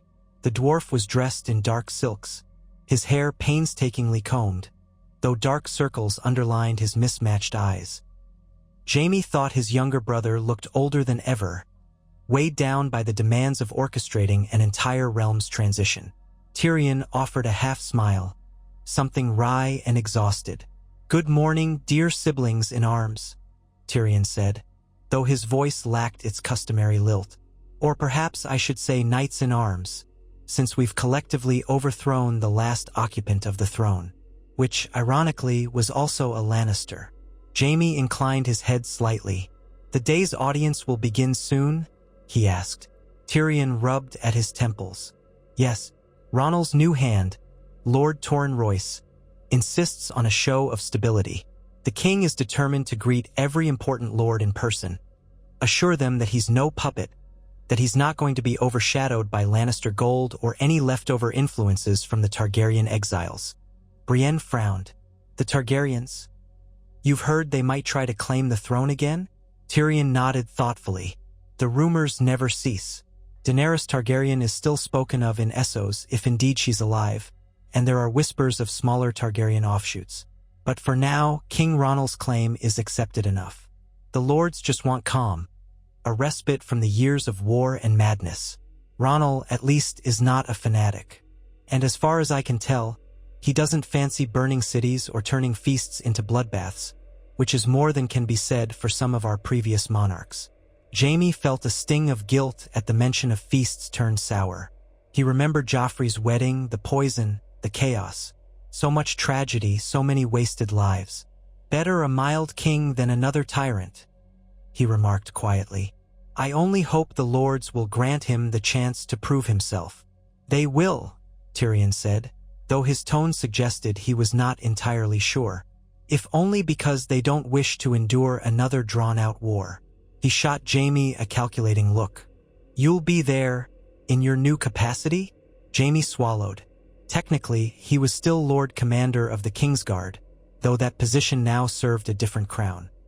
He had offered to step aside, uncertain whether King Ronald would want the infamous Kingsel heir at his side. But Ronald, acting on the advice of others, no doubt, had decided to keep Jaime for continuity and out of recognition for his role in ending Cersei's tyranny. Felt strange, wearing white for a king he barely knew.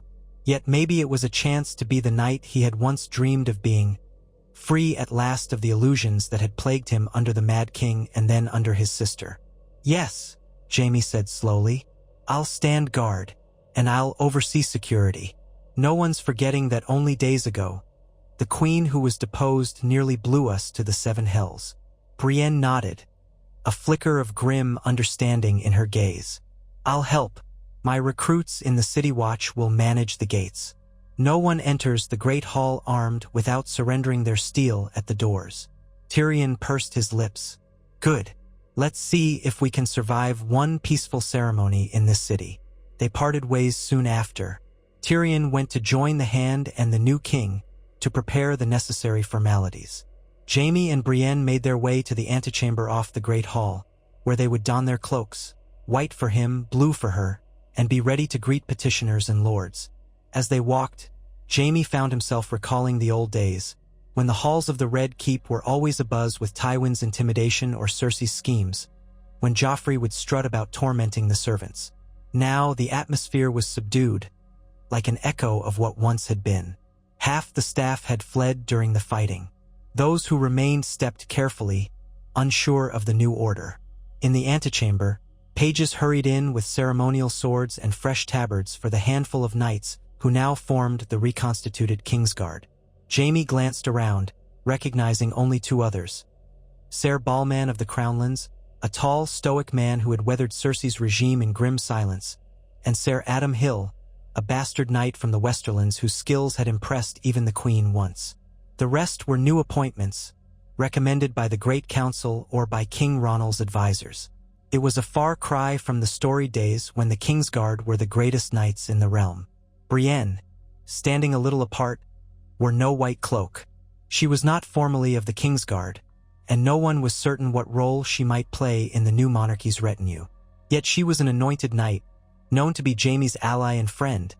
Some whispered more than a friend, and the king had quietly honored her presence, encouraging her to attend the audience. She buckled her sword belt across her hips, the Valyrian steel of Oathkeeper glinting. Jaime wondered if the new king would ever name her to his guard. She deserved it more than he himself ever had. When the time came, trumpets sounded from within the great hall. Guards in fresh livery flung open the tall doors, revealing a gathering of lords, knights, and wealthy merchants assembled to pay homage. At the far end of the hall, upon the iron throne that had ruled the Seven Kingdoms for centuries, sat King Ronald. He was barely in his 20s, with sandy brown hair and a lean frame, wearing a crown of twisted gold branches inlaid with small sapphires. On his right stood the new Hand, Lord Torrin Royce, a solemn-faced noble from the Vale, known for his blunt honesty and firm sense of propriety. Jaime led the Kingsguard inside, Brienne at his side. The crowd's muttered whispers rolled through the hall. Some recognized Jaime and whispered Kingslayer under their breath. Others gawked at the tall figure of Brienne, the woman knight whose feats in the coup had spread across the city. Jaime felt the weight of countless eyes but kept his posture straight and regal, as befitted the Lord Commander. At least no one was jeering openly. That, he told himself, was progress. They took up positions along the dais, facing the crowd. King Ronald's expression revealed both nerves and determination. The herald stepped forward, announcing the start of the audience. One by one, representatives of various houses came forward. Some were from the Crownlands, others from as far as the Reach and the Stormlands. A swirl of silks, murmured acknowledgments, half-hearted bows. Lord Velmond of the Stormlands stepped up first, pledged his fealty in a brief, well-rehearsed speech, then stepped aside. Lady Rosby did likewise, lips pursed as though tasting something bitter. A younger cousin of the Tarleys gave a curt vow of loyalty, though it was clear he disliked the memory of how House Tarley had once cast its lot with the Lannisters. Jaime watched them all with a keen eye, searching for potential threats, but it seemed that after years of violence, no one in this hall wanted a fight. At least not today. He stole a glance at Tyrion, who stood off to one side with a cluster of advisors, occasionally whispering in the hand's ear. Tyrion wore a mask of polite attentiveness, but Jaime knew that behind those mismatched eyes, his brother's mind was roiling with calculations. Who might attempt to undermine the king, who might be coaxed into an alliance, what the realm might need next. The procession continued until the last of the lesser lords bowed and retreated. Then a hush fell. Jaime sensed a shift in the atmosphere. This was the moment the assembly had likely awaited with tense anticipation. King Ronald would speak, setting forth his vision for the realm. The young king rose from the throne, cloak of dark gray velvet trailing behind him. He was taller than many had expected, slender but straight-backed, and his voice carried a new steadiness. "Lords and ladies of the Seven Kingdoms," he began, "it is with humility and resolve that I sit upon the Iron Throne, crowned not merely by blood, but by the will of those who gathered in the Great Council. I recognize the fear that lives in our hearts after so much war. I recognize the uncertainty. I do not claim to be a perfect king, but I do swear to rule with justice, to hear the voices of my people, and to avoid the mistakes that have scarred our past." He paused, sweeping his gaze across the hall. "I know many among you question my right. That is your privilege. But as king, I say this: we have endured enough bloodshed. If there are grievances, let them be heard. If there are disputes, let us settle them with reason and law, not steel and fire. I cannot mend every wound overnight, but I ask for your faith, as you have asked for mine." No one cheered, exactly, but the hall erupted in subdued conversation. Some nodded, relieved by the moderate tone. Others looked unconvinced. Jaime watched the new king carefully. Ronald's face betrayed a flicker of nerves, but he stood firm, a hint of steel in his gaze. If nothing else, the boy was trying. From the dais steps, the hand, Lord Torrin Royce, stepped forward and cleared his throat. "We will open the floor to petitions," Royce said in a deep, steady voice. "Any lord or lady with a matter requiring the king's attention, speak now." A handful of voices called out, starting a swirl of petty disputes, border disagreements, claims of stolen land or uncollected debts. King Ronald listened to each in turn, sometimes nodding to Royce or Tyrion for counsel, other times making a snap judgment. Most were minor issues that revealed a kingdom frayed at the edges. Yet the fact that these lords brought their complaints at all was a testament to the fragile hope that a new monarch might bring. Jaime's attention drifted occasionally. The sunlight streaming through the high windows illuminated dust motes, and as the hours wore on, he felt the sting in his cheek from the cut he'd sustained in the September. The healing scab itched beneath the bandage. He tried not to scratch it, tried to keep his composure. Eventually, a final petitioner, a stony-faced envoy from the Westerlands, finished reciting a list of trade concerns. Silence settled. King Ronald gave a measured response, then declared the audience concluded. Courtiers and nobles bowed or curtsied, then began filing out, murmuring among themselves. Jaime relaxed fractionally, though he knew the day's duties were far from done. Ronald descended the steps, the new crown glinting on his brow. Tyrion and Lord Royce flanked him, speaking in low voices. Jaime, as Lord Commander, was expected to escort the king to the Solar for a midday meal. On an impulse, Jaime beckoned Brienne closer so she might join them, a subtle sign of respect. She hesitated, uncertain, but Jaime offered a small nod of reassurance. Through marble corridors they walked. King Ronald occasionally paused to greet a passing servant or to return a bow with a gentle word. He was clearly aware that every eye in the Red Keep was measuring his worth. At length, they reached the Royal Solar, a spacious chamber with tall windows overlooking the city. The furniture was newly arranged, and the walls had been decorated with old tapestries from the Vale. A modest table of polished oak stood at the center, bearing platters of bread and fruit, along with jugs of watered wine. The king's retinue followed him inside. Jaime removed his white cloak and hung it on a peg by the door. Brienne did the same with her blue cloak, eyeing the tapestries. Tyrion lounged by the table, seizing a cup of wine, while Lord Royce stood in a corner, arms folded. Ronald gestured for Jaime and Brienne to sit. "You both may join us," the king said quietly, in a tone that suggested he was still growing used to giving commands. Brienne bowed awkwardly. Jaime inclined his head. They took seats, though Brienne perched on the edge of hers, as if uncertain she belonged. Jaime recognized that look. She had never been entirely comfortable with courtly rituals. Ronald accepted a goblet of wine from Tyrion, who poured it with exaggerated politeness. "My lord," Tyrion said to the king, "if I may, a toast to a new beginning." Ronald lifted his goblet in a moment of forced joviality. "A new beginning," he echoed, and they all sipped. The wine was decent, though not the finest Arbor vintage. Jaime supposed that half the best casks had been stolen or destroyed in the tumult. Still, he savored the mild sting at the back of his throat, letting it steady him. Ronald set his cup down. "I want to thank all of you," he said, voice low. "I know it wasn't easy to remove Queen Cersei and place me on the throne, but you've given me a chance, and I will strive to earn it. Lord Commander," he directed this at Jaime, "I hope you understand that you and I must learn to trust each other." Jaime considered how to respond. "Your Grace," he said, careful to keep his tone respectful. "I will serve you as I once tried to serve the realm itself. He paused, remembering the shame that had followed him ever since he had slain the Mad King. "I know what it means to betray oaths for the greater good. I hope this time my loyalty will never waver." Ronald's expression was sympathetic. "That is all I ask." His eyes flicked to Brienne.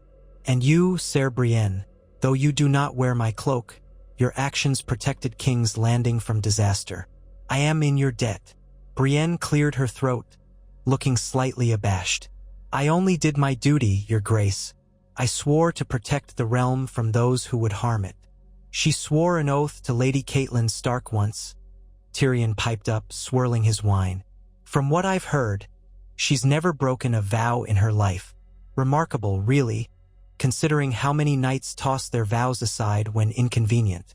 Brienne stiffened, not entirely sure if Tyrion was teasing or praising, but the king offered a small smile. "Then you are exactly the kind of knight this kingdom needs." He sipped again, then turned to Lord Royce, who seemed to be evaluating every word. "Torrhen, how soon can we convene the next council session? There's the matter of the crown's finances. I've had briefings from Lord Tyrion about certain debts." Jaime noted the flicker in Tyrion's eyes. The Lannisters had once boasted of paying their debts, but the treasury was no longer as flush. War had drained the coffers, and Tywin's cunning investments had gone awry under Cersei's reign. It didn't help that the Iron Bank had grown wary of lending more coin until they saw stability. Royce pursed his lips. "We can call a session tomorrow, Your Grace. Until then, I suggest we allow the lords to settle themselves. Many arrived from great distances and would appreciate a day's rest after paying homage. Besides, we might glean more about who supports your rule if we observe them informally at supper and in the city." Ronald nodded. "Wise counsel, Hand." He shifted his focus back to Jaime and Brienne. In the meantime, I'd like to ensure that no more unfortunate incidents disrupt the city. Lord Commander, Ser Brienne, can I count on you to oversee security? Brienne answered first. Absolutely, Your Grace. I've been training a new group of watchmen, men I trust. They'll patrol the streets. We'll keep an eye out for trouble. Jaime inclined his head. We'll do everything in our power, Your Grace. The king let out a small breath, as if relieved to hear that. Tyrion drained the last of his wine. Excellent. Then let's hope a day passes quietly for once in this cursed city. He glanced at Jaime, mischief flickering in his eye. Perhaps we'll even have time for a proper meal, brother, without an assassination or an explosion to interrupt us. Jaime mustered a faint smirk, recalling how many feasts he'd attended in these very halls that had ended in murder or mayhem. Let's not jinx ourselves, Tyrion. They finished the midday meal with minimal conversation. Outside, the sun had climbed to its zenith, flooding the solar with a glare that highlighted every speck of dust in the air. The new king retreated to confer privately with Lord Royce, leaving Tyrion to meander off in search of more wine or some political advantage. That left Jaime and Brienne alone briefly. She stood by the window, gazing out at the city. From this vantage, one could see the wide sprawl of King's Landing, the muddy rooftops of Flea Bottom, the stately manors of the wealthier districts, the distant ship masts at the harbor. The sea glinted like a blade in the sunlight, and gulls wheeled overhead. It still feels strange, Brienne said quietly, her profile lit by the sun. Standing here in the Red Keep as if I belong, after all that happened. Jaime joined her at the window, leaning on the sill. Strange for me, too. I was born here, practically, raised in these corridors. But I never felt comfortable unless I was wearing a false sense of pride or living under illusions about my father and sister. Now that those illusions are gone, he trailed off, uncertain how to finish. She nodded, sharing that unspoken sentiment. Then, after a moment, she touched the hilt of Oathkeeper at her side. I sometimes wonder if I should return to Tarth. My father's not young. Tarth is quiet, untroubled compared to this city. But a part of me, I can't walk away from the realm's problems, not when I might help. Jaime looked at her, the tall, steadfast figure who had become a pillar in his life. He recalled how she had once sworn to take the Stark girls under her protection, how she had never faltered in her devotion to that promise, even when scorned by everyone around her. You've saved this city more than once now, he said softly. You belong wherever you choose to be, Brienne. But I hope you stay. He stopped himself, not wanting to burden her with his own need. The realm needs people like you. Her gaze flicked to him, full of unspoken understanding. Then I'll stay, she murmured. At least for now. He nodded, silently relieved. They lingered a moment more, until a page knocked on the doorframe, summoning Jaime back to his duties. That afternoon, the castle was alive with hushed chatter. Word traveled quickly among the noblemen and women. The new king had concluded his first public audience. The great council settlement was holding, and Cersei remained locked in the dungeons. Merchants whispered that if any more wildfire was hidden in the city, they hoped it would be found and destroyed before madness took hold again. Jaime spent hours pacing the battlements, personally inspecting guard posts. He recalled an earlier time when he had worn the white cloak, half-heartedly fulfilling his duties while dreaming only of Cersei's bed. Now there was no bed to dream of, only the knowledge of how far she had fallen, and how far he had followed her before saving himself. A part of him still ached with sorrow for the sister he had loved, but he pushed it aside. He had chosen this path. At sunset, Jaime made his way to a lesser courtyard where Brienne's new recruits were drilling. He watched in silence as she led them through sword forms, moving among the ranks to correct posture and footwork. The men, a few women too, appeared rough but eager. They were not the polished knights of old, but they respected Brienne, answered her instructions with earnest discipline. The clank of steel rang through the courtyard, punctuated by Brienne's steady commands. Finally, as dusk deepened, she called a halt. The recruits dispersed, weary and sweaty, leaving her to gather up practice swords. Jaime stepped forward. "You're doing good work," he said, eyeing the ragtag group as they trudged off. "Better than half the so-called knights in the city." She brushed a stray wisp of hair from her forehead. "They're raw but dedicated. Many of them come from small folk backgrounds. They want to prove themselves, and they remember the horrors that befell the city in recent years. They won't be corrupted easily, I think." Jaime nodded. "No lord's brats with illusions of grandeur, then?" "No," she replied, a faint smile tugging at the corners of her mouth. "I prefer it that way." He offered to help her place the practice swords back in the weapon racks. As they worked, the sky above flared with the deep purples and oranges of twilight.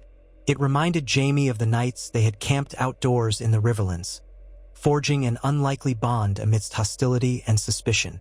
They had come so far since then. When they finished, Brienne turned to him, hesitating slightly.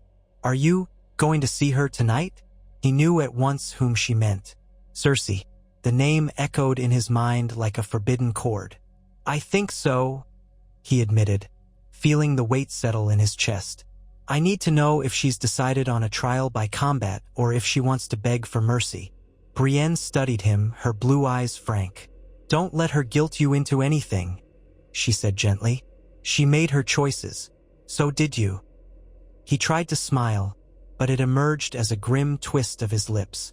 "I know. I won't free her, if that's what you mean. The realm deserves justice." He paused, then added, "But part of me still hopes she might find some sliver of reason, ask for exile or accept a trial without drama." Brienne placed a hand on his golden one. The metal felt warm from the day's heat, but her touch was a calming presence. "Go then," she said quietly. "I'll be here if you need me." He nodded. They parted ways, and Jaime headed toward the dungeons, passing through layers of stone corridors lit by flickering torches. The underbelly of the Red Keep had never been a place of comfort, but it seemed more oppressive than ever to him now, with the knowledge that his twin sister lay within, caged and furious. The guards stationed at the dungeon entrance recognized him immediately. One stepped aside, unbolting the heavy iron door that led to the deeper cells. "She's in a sour mood tonight, my lord," the guard warned. "Kept cursing your name earlier." Jaime pressed his lips together. "Thank you," he said curtly, and descended the steps. Torchlight danced over damp stone. The corridor smelled of stale air and rancid straw. He reached Cersei's cell, heart pounding in a mixture of dread and lingering affection. She sat on a small bench, wrists and ankles free of irons, but with no real chance to escape. 2 locked doors and half a dozen guards sealed her in. She looked up as he approached, the torch in his hand illuminating the shadows. Her once lustrous hair had grown ragged, her cheeks hollow, yet her eyes still glittered with a fierce, resentful light. "Come to gloat?" she asked, voice a low snarl. He sighed. "No, Cersei. I came to see if you've thought about your future. The king wants to know if you'll—" "The king?" she spat, as though the word itself was a curse. "That errand pup on my throne, brandishing a borrowed crown. 1,000 times no. I won't kneel to him." Jaime eyed her carefully, noting the tension in her frame. "Then you choose trial by combat, or by some other means of law?" She laughed, a brittle sound. "Law? Don't speak to me of laws. Did you worry about laws when you plotted against your own blood? The city was mine by right, Jaime. My father built our power. My sons, my children ruled. And now everything is undone." He forced himself not to rise to the bait. "It was undone by your own hand. You threatened to burn the city with wildfire. You turned every ally into an enemy." Her stare could have scorched steel. "Then so be it. I'd do it again if I had the chance." A chill crawled down his spine. He thought he glimpsed the shadow of the Mad King in her eyes. "Then you leave the realm no choice," he said heavily. "You'll face judgment for high treason." She rose from the bench, crossing the cell in a few strides. The bars separated them, but her nearness made him flinch. "You always were a fool," she hissed. "You think these petty lords and that puppet king will keep you safe? They'll use you until it's convenient to discard you. You and your precious Brienne and that twisted imp. Do you think any of you will find happiness in this city? He clenched his jaw. This isn't about happiness. It's about doing what's right for once. Her lips curled. What's right? A brittle laugh escaped her. Where was your sense of right when you pushed Bran Stark from a tower window? Or when you murdered our cousin Alton in that siege camp to escape? Don't prattle about virtue, Jaime. A wave of nausea overcame him as she hurled his past sins like daggers. He remembered that fateful push, the small boy who had climbed too high. He remembered the weight of the guilt, the justifications he tried to tell himself, that he had done it for love of her. I'm trying to make amends for the wrongs I've done, he said, voice taut. I can't erase them, but I can stop adding to them. She glared. You'll never wash the blood from your hands. And when they come for you, when these new masters decide your sins are too many, they'll hang you from the walls. He couldn't listen anymore. He turned away, the torches glow dancing on the rough stone. I'll speak with you again before the trial, he managed, his tone hollow. As he walked away, her voice echoed behind him. Kingslayer, she shouted. Oathbreaker, traitor. He forced himself up the steps, past the guards who pretended not to notice his pallor. Outside, the summer air felt like a shock against his skin. He paused to steady himself. Cersei's accusations stung all the more because so many were true.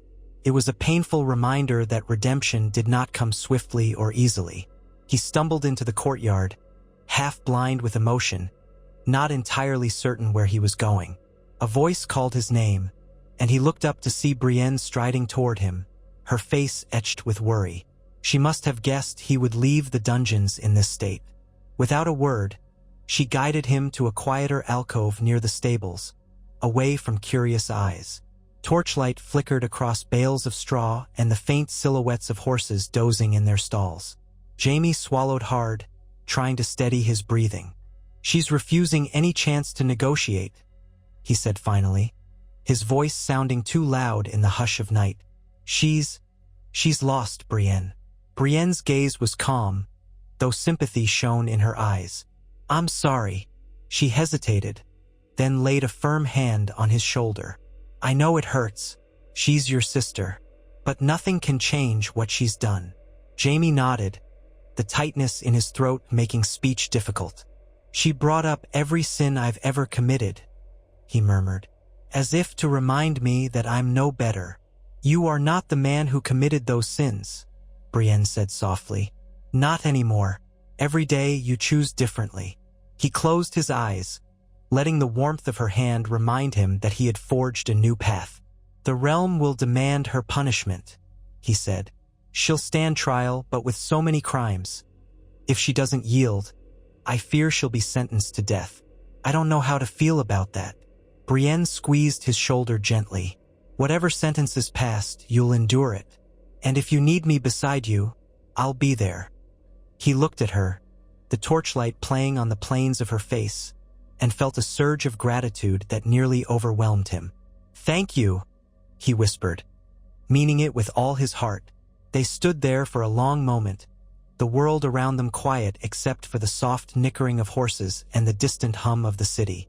Then, slowly, they parted, each returning to their quarters for a restless night's sleep.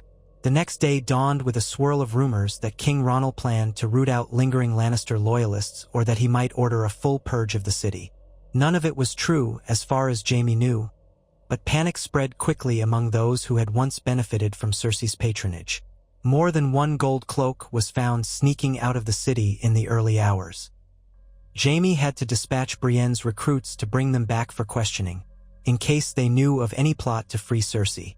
After a brief council meeting, in which Tyrion assured the king that a scorched earth approach was unnecessary, Ronald issued a statement. No one in King's Landing would be punished merely for having served House Lannister, provided they swore loyalty to the new crown and had not committed grave crimes. The news helped calm the city. Jaime could not help noticing that, ironically, House Lannister had once demanded absolute fealty with no leniency. Now, the new regime was offering mercy.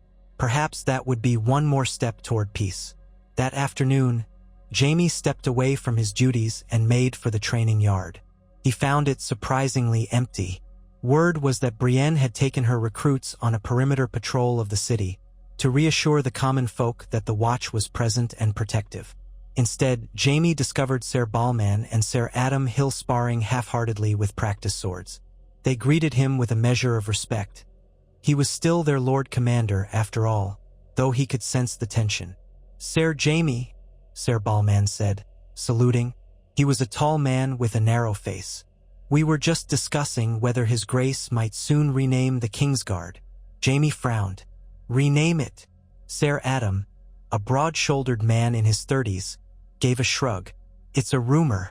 Some say the new monarchy wants to distance itself from the tarnished legacy of the Kingsguard under Aerys, Joffrey, and Cersei. Perhaps call it the Royal Guard or some such. But it's only talk." Jaime felt a pang. The Kingsguard name had once stood for the highest ideals of knighthood, but over the last decades, it had been dragged through the mud by madness and cruelty. Perhaps Ronald would indeed want a fresh start. Still, the possibility hurt. Jaime had dreamed of joining the Kingsguard since boyhood, and to see it undone. "It's only talk," he said aloud, forcing a calm tone. "Either way, we serve the king and the realm." They nodded. The conversation moved on to other topics. The new recruits, the city's curfew, and the state of the armory.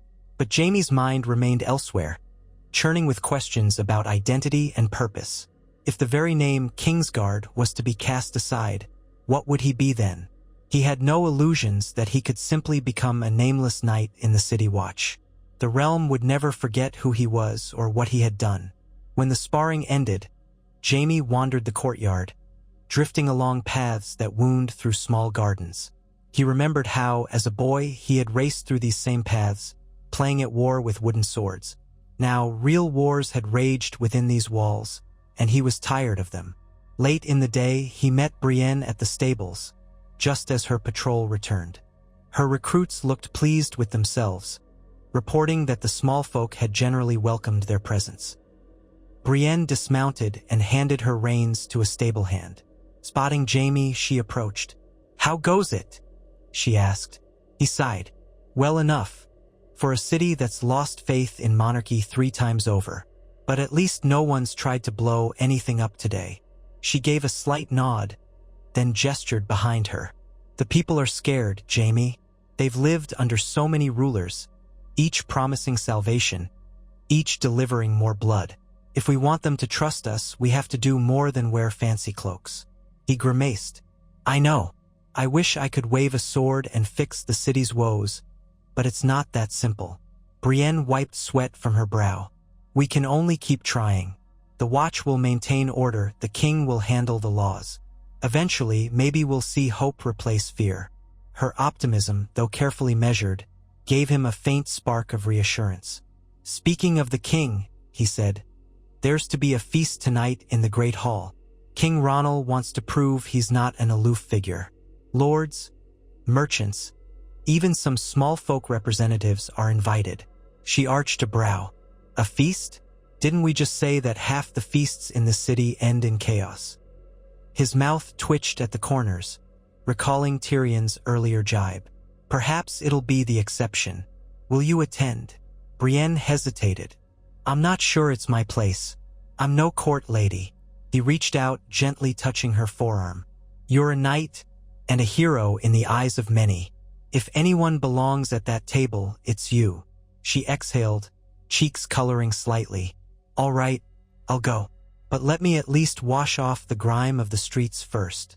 They parted ways again, each returning to prepare for the feast. Jaime found a basin of water in his quarters and washed his face, noticing the fading bruise on his cheek from the last scuffle with Cersei's men.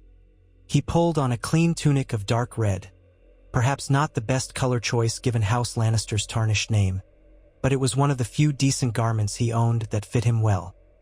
He draped his white cloak over it, though, as always, it felt heavier on his shoulders than any real weight could account for. The Great Hall, by the time he arrived, was ablaze with torchlight and crowded with people in varied attire. There were no strict divisions between highborn and lesser guests. King Ronald had decreed an open arrangement. Long tables were set up around the perimeter, leaving space in the center for a small group of musicians and the swirl of conversation. Servants scurried about, placing trays of roast fowl, platters of vegetables, loaves of fresh bread, and flagons of ale and wine at intervals. At the dais, the Iron Throne loomed, but the king did not sit upon it. Instead, Ronald stood near a simpler high-backed chair placed at the head of the main table, chatting with a cluster of lords. Tyrion hovered nearby, clearly nursing another cup of wine while exchanging witticisms with a merchant from Gulltown. Lord Royce was off to one side, speaking in low tones to a pair of bannermen from the Vale. Jaime slipped along the edges of the crowd, scanning for threats out of old habit. His gaze caught on Brienne, who had arrived wearing simple gray attire beneath her armor, a compromise between a lady's gown and the practicality of steel. She looked uncertain, but she stood near a group of lesser knights, politely greeting them. Her height and bearing set her apart, but at least here no one openly mocked her. Those days seemed distant, as though overshadowed by her proven valor in the coup against Cersei. Jaime approached. "You look well," he said quietly, offering the faintest of smiles. She inclined her head. "I feel exposed, but I'm here." He understood the discomfort. She was a warrior in a place of courtly niceties, but in truth, the line between the two had blurred in King's Landing. "I'll stay near," he offered. She gave him a grateful look, then turned back to the knights, continuing the conversation. Jaime listened as they discussed rumors of brigands on the Rose Road, the crown's potential taxes, and whether King Ronald would marry soon. An inevitable question for any new monarch. A hush fell as the king himself joined their circle. Ronald greeted them with a polite smile, praising Brienne for her efforts in the city watch. Jaime noted how the king studied Brienne's posture and direct manner, showing genuine curiosity rather than disdain. Perhaps he was unaccustomed to women knights, but he did not seem to judge her. Their exchange was interrupted by Lord Royce announcing that the feast would soon begin in earnest. People filtered to their seats. Jaime found himself near the head table, but not at it. That place was reserved for the king, the hand, and a few high lords. Brienne ended up seated just to Jaime's left, alongside two minor lords from the Crownlands. Servants brought steaming dishes, and the hall filled with the soft sounds of feasting. Wine flowed, but the mood was cautious. Even though the king had extended invitations widely, everyone remembered that King's Landing had a bitter history with banquets. Weddings turned to poisonings, small gatherings erupted into ambushes. Despite the music played by a quartet of minstrels near the dais, no one quite let down their guard. Jaime himself drank sparingly, ignoring repeated offers from a page with a pitcher of Arbor Red. He caught Tyrion's eye across the table at one point. Tyrion raised an eyebrow as though to say, "It's safe, brother, indulge." Jaime simply shook his head. He wanted his wits about him. Partway through the meal, King Ronald rose to address the hall. The minstrels ceased their tune, and a hush fell. The young monarch thanked everyone for attending, reiterated his hopes for peace, and proposed a toast to the realm's prosperity. The courtiers dutifully lifted their cups, some with genuine fervor, others with bored compliance. As the feast continued, conversation turned to lighter matters. Gossip about foreign ships in the harbor, speculation on which lord might throw the next grand tournament, the ongoing rivalry between certain merchant houses. Jaime listened with half an ear, occasionally glancing at Brienne to see if she needed rescuing from some awkward conversation. But she seemed to hold her own. An hour later, the final course arrived, honey cakes and fruit tarts, accompanied by a sweet dessert wine. People began to relax somewhat, lulled by the pleasant taste of sugar and spirits. King Ronald spoke quietly with Tyrion, who gestured animatedly at times, no doubt sharing some witty anecdote. At last, the king stood once more, signaling the end of the feast. People rose from their benches, bowing or curtsying as the monarch departed the hall with his retinue. Lord Royce followed, along with a few high lords who sought private words with the king. Others lingered to chat, forging new alliances in the corners of the hall. Jaime could practically see the webs being spun, even in the afterglow of a friendly feast. Brienne murmured. If you'll excuse me, I should return to the watch barracks. There's a shift change soon. He nodded, understanding that she found more comfort training recruits than in navigating court intrigues. I'll walk you there, he said, not bothering to hide his relief at leaving the hall behind. They made their way out, passing by a tipsy group of minor nobles giggling over some jest. In the corridor, the torches had been replaced with fresh ones, the flames licking the air. The castle felt alive in a new way, as though testing its own capacity for normalcy. Jaime and Brienne walked side by side, their shoulders almost brushing. Halfway to the barracks, they crossed paths with Tyrion, who was weaving through the corridors at a brisk pace, eyes alight with some newfound idea. He paused at the sight of them. Ah, perfect, he said. I was just looking for the two of you. Brienne tilted her head. What is it? Tyrion glanced around to make sure no servants were within earshot. The king wishes to hold a formal trial for Cersei in a fortnight. That gives time for certain key lords to return from their estates to witness it and for the faith to provide septons for the legalities. As the dethroned queen, she is entitled to a hearing before the realm's eyes. Naturally, it will be heavily guarded, but the king insists on transparency. There's talk that she might demand a trial by combat. If so, the king wants to be prepared. Jaime felt a cold sweat break out on his brow. He had suspected this, but hearing it confirmed made his stomach churn. And who would fight on her behalf? Tyrion shrugged. She has few allies left, though no doubt some Sellsword or old Lannister knight might volunteer. But after her attempt to blow up the Sept, support for her is almost non-existent. If she does ask for trial by combat, it might amount to a death sentence, unless she finds a truly formidable champion. Brienne's jaw set. Do you think the king would name you champion for the crown, Jaime? He shook his head, dread crawling through him. I can't. I'd be fighting my sister. It would be a conflict of interest if there ever was one. The realm would never trust that the fight was fair, either. Besides, He touched his golden hand reflexively. I'm not the swordsman I once was. Tyrion's expression was uncharacteristically serious. Then perhaps the king will ask someone else, someone known for skill and unwavering loyalty. Or he might simply forbid a trial by combat. The precedent is murky. They stood in silence, the flickering torchlight accentuating the tension in their features. Finally, Jaime broke it. Thank you, Tyrion. We'll be ready. His brother nodded, then hustled off to corner another official about the trial's logistics. Brienne and Jaime continued toward the barracks, each lost in thought. Outside the doors to the watch barracks, Brienne turned to Jaime, her gaze troubled.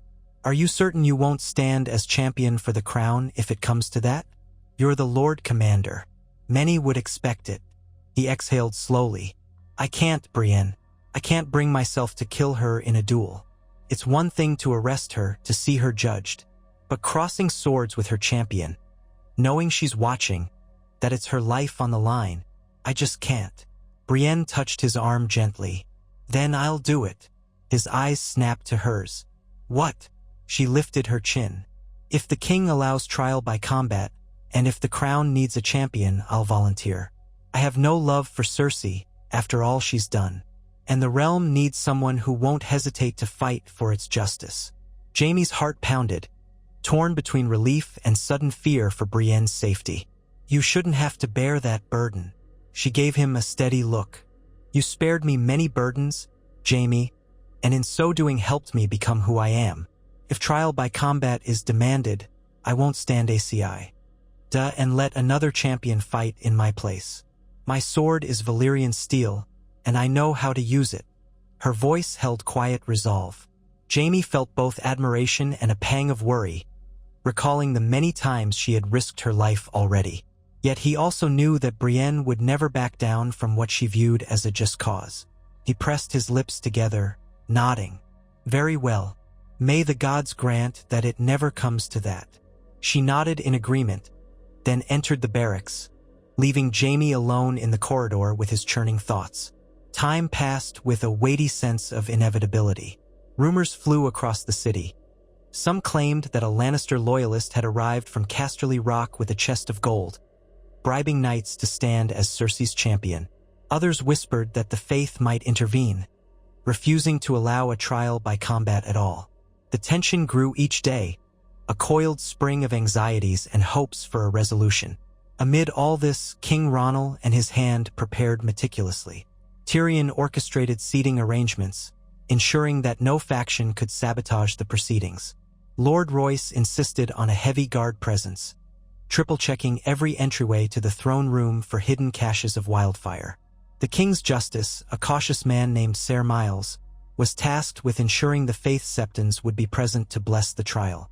Each evening, Jaime and Brienne conferred briefly, exchanging news from their separate duties. He handled the King's Guard, still uncertain if they would soon be renamed. She oversaw her watch patrols, rotating them through all corners of the city. Neither of them spoke much of what might happen if Cersei demanded the single combat. Yet both felt the approach of the day like a gathering storm. At last, the appointed day arrived. The throne room was cleared of all but essential furnishings. Rows of benches were arranged for the nobility, with a central aisle left open. The Iron Throne loomed, draped in shadows cast by the early morning light that slanted through high windows. Guards lined the walls, each vigilant and armed with spears or crossbows. At the far end, near the throne, a raised platform awaited the king and the Septons.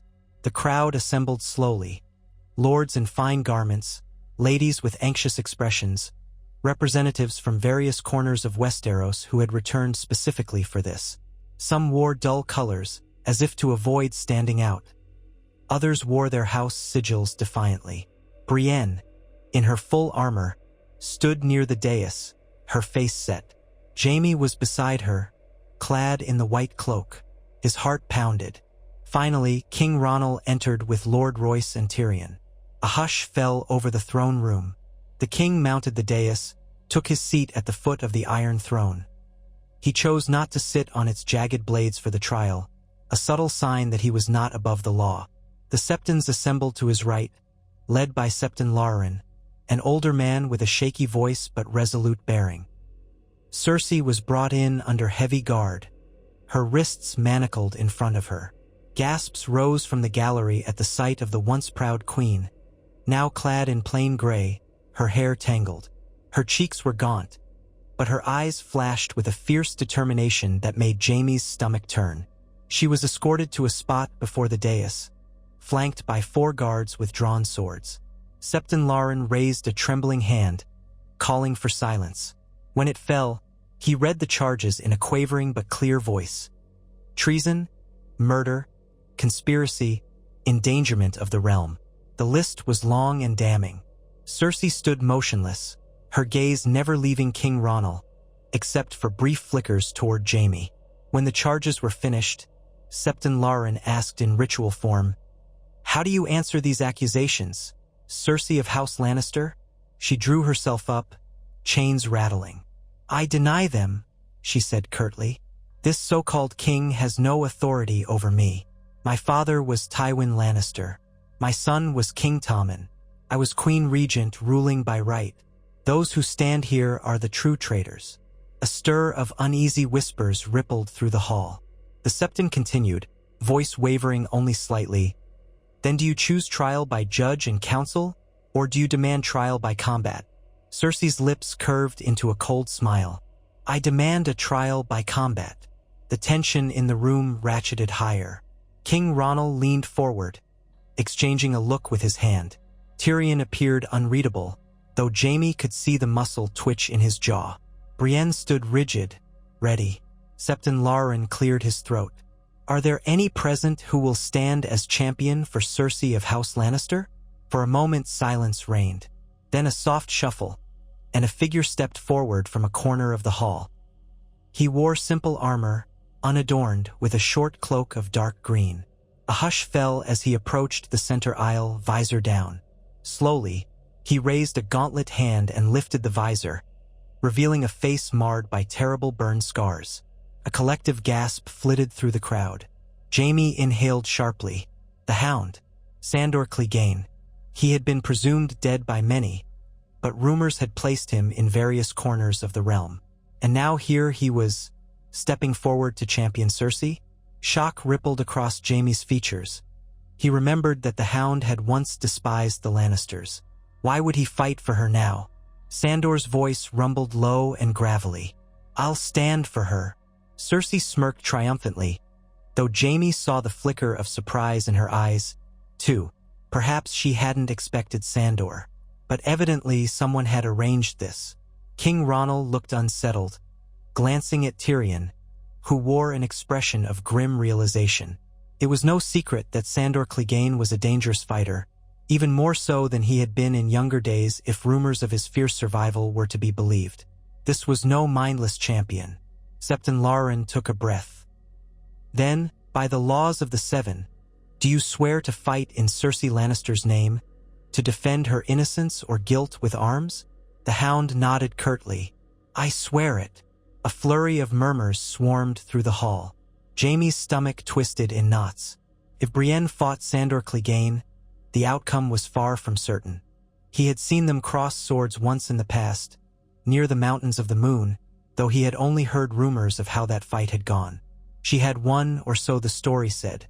But Sandor was cunning, lethal, and driven by something more than mere gold, it seemed.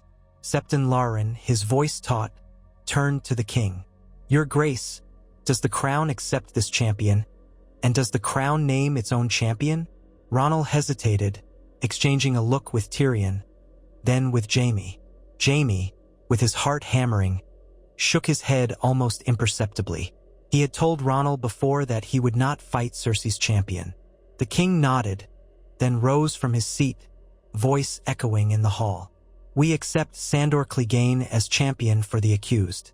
The crown now calls for a champion to stand in its name. Who will answer?" A hush. Jaime's eyes darted to Brienne. She inhaled slowly, then stepped forward, boots echoing on the marble floor. She faced the dais, sinking to one knee in a formal gesture. Her voice was steady, clear enough to carry across the hall. "I am Ser Brienne of Tarth. I will stand for the crown." Gasps and murmurs erupted. From the corner of his eye, Jaime saw a ripple of recognition among those who knew of her prowess. Sandor regarded her with an unreadable gaze, his scarred face impassive. Cersei's lip curled in a half-sneer. King Ronald nodded gravely. "Ser Brienne of Tarth, we accept you as champion. May the gods grant truth to triumph in this combat." Septon Lauren raised his hands, voice trembling with significance. "Then let this trial be held under the eyes of the Seven. The combat shall take place at midday on the morrow, in the courtyard of the Red Keep, that all may witness the gods' judgment." The watchers erupted in a clamor of speculation and alarm. Guards stepped forward to escort Cersei away, while Sandor pivoted and strode out, ignoring the stares. Brienne rose from her knee, steel in her expression. Jaime made his way to her side, his heart pounding in his throat. He heard the crowd's excited whispers swirl around them like a storm. The Hound versus the Maid of Tarth. Blood will be spilled. She bested him once. Can she do it again? He gently placed a hand on Brienne's arm. "You're certain?" he murmured.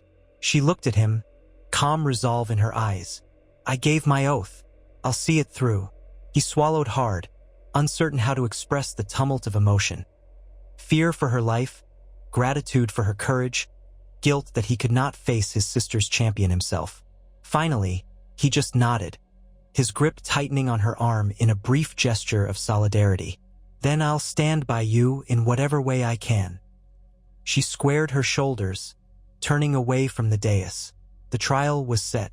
By tomorrow's midday sun, one of them, Brienne of Tarth or Sandor Clegane, would lie beaten or dead upon the courtyard stones. And by that outcome, Cersei's fate would be sealed. All Jaime could think as he followed Brienne out of the throne room was that the realm's fragile hope now hinged on this brutal, final spectacle. A microcosm of all the violence that had brought them here. The world seemed to hold its breath, waiting for the thunderous clash of blades that would decide the truth. He caught himself praying silently, to the Seven or any gods who would listen, for Brienne's safety. Even a Kingslayer might pray for redemption. Night fell over King's Landing, and the dawn would bring blood. Night seeped through King's Landing like ink slowly spreading across a page. It cloaked the Red Keep's towers and turrets, turned the broad courtyards into pools of deep shadow, and muffled the din of the city below. By the time torches were lit along the castle walls, a hushed tension seemed to blanket every corridor. Servants walked with hurried steps, eyes downcast, aware that the following day would bring a contest of life and death. Jaime Lannister roamed the courtyard near the armory, restless, too knotted with worry to sleep. Each flicker of a torch reminded him of the wildfire's green glow, of how close the city had come to ruin under his sister's final gambit. He tried to force the memory aside, but it clung to him, as persistent and haunting as the ghosts of his past deeds. In the morning, the trial by combat would decide Cersei's fate. That it should come to this, a single sword fight between two formidable warriors, felt both too simple and too cruel. There was no doubt in Jaime's mind that Brienne was the best the crown could field. Yet the man who had stepped forward to champion Cersei was Sandor Clegane, the Hound. Jaime had not seen the burned-faced warrior for years, and the shock of his reappearance still rippled through him. Could Cersei have arranged this from her cell? He muttered under his breath, pausing beneath a flickering torch to lean against the cool stone wall. He ran his left hand through his hair, the golden right hand dangling stiffly at his side. He heard footsteps echo on the flagstones. When he glanced over, he saw Tyrion approaching, the smaller man's shadow stretching tall in the flickering torchlight. Tyrion's eyes looked sharper than usual, despite a weariness set deep in their corners. "Jaime," he said softly, "I had a feeling you'd be out here." Jaime mustered a faint smile. "Couldn't sleep." He gestured at the quiet gloom.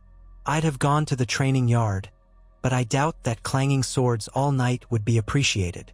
Tyrion nodded, stepping closer until they stood shoulder to shoulder, scanning the silent courtyard. "I was with the king and the hand. They're finalizing the arrangements for tomorrow's combat." He paused, mouth twisting. "Well, let's call it what it is. An execution with an uncertain victim." Jaime blew out a breath. "You think the Hound will best her?" Tyrion's expression was grim. "He's dangerous, Jaime.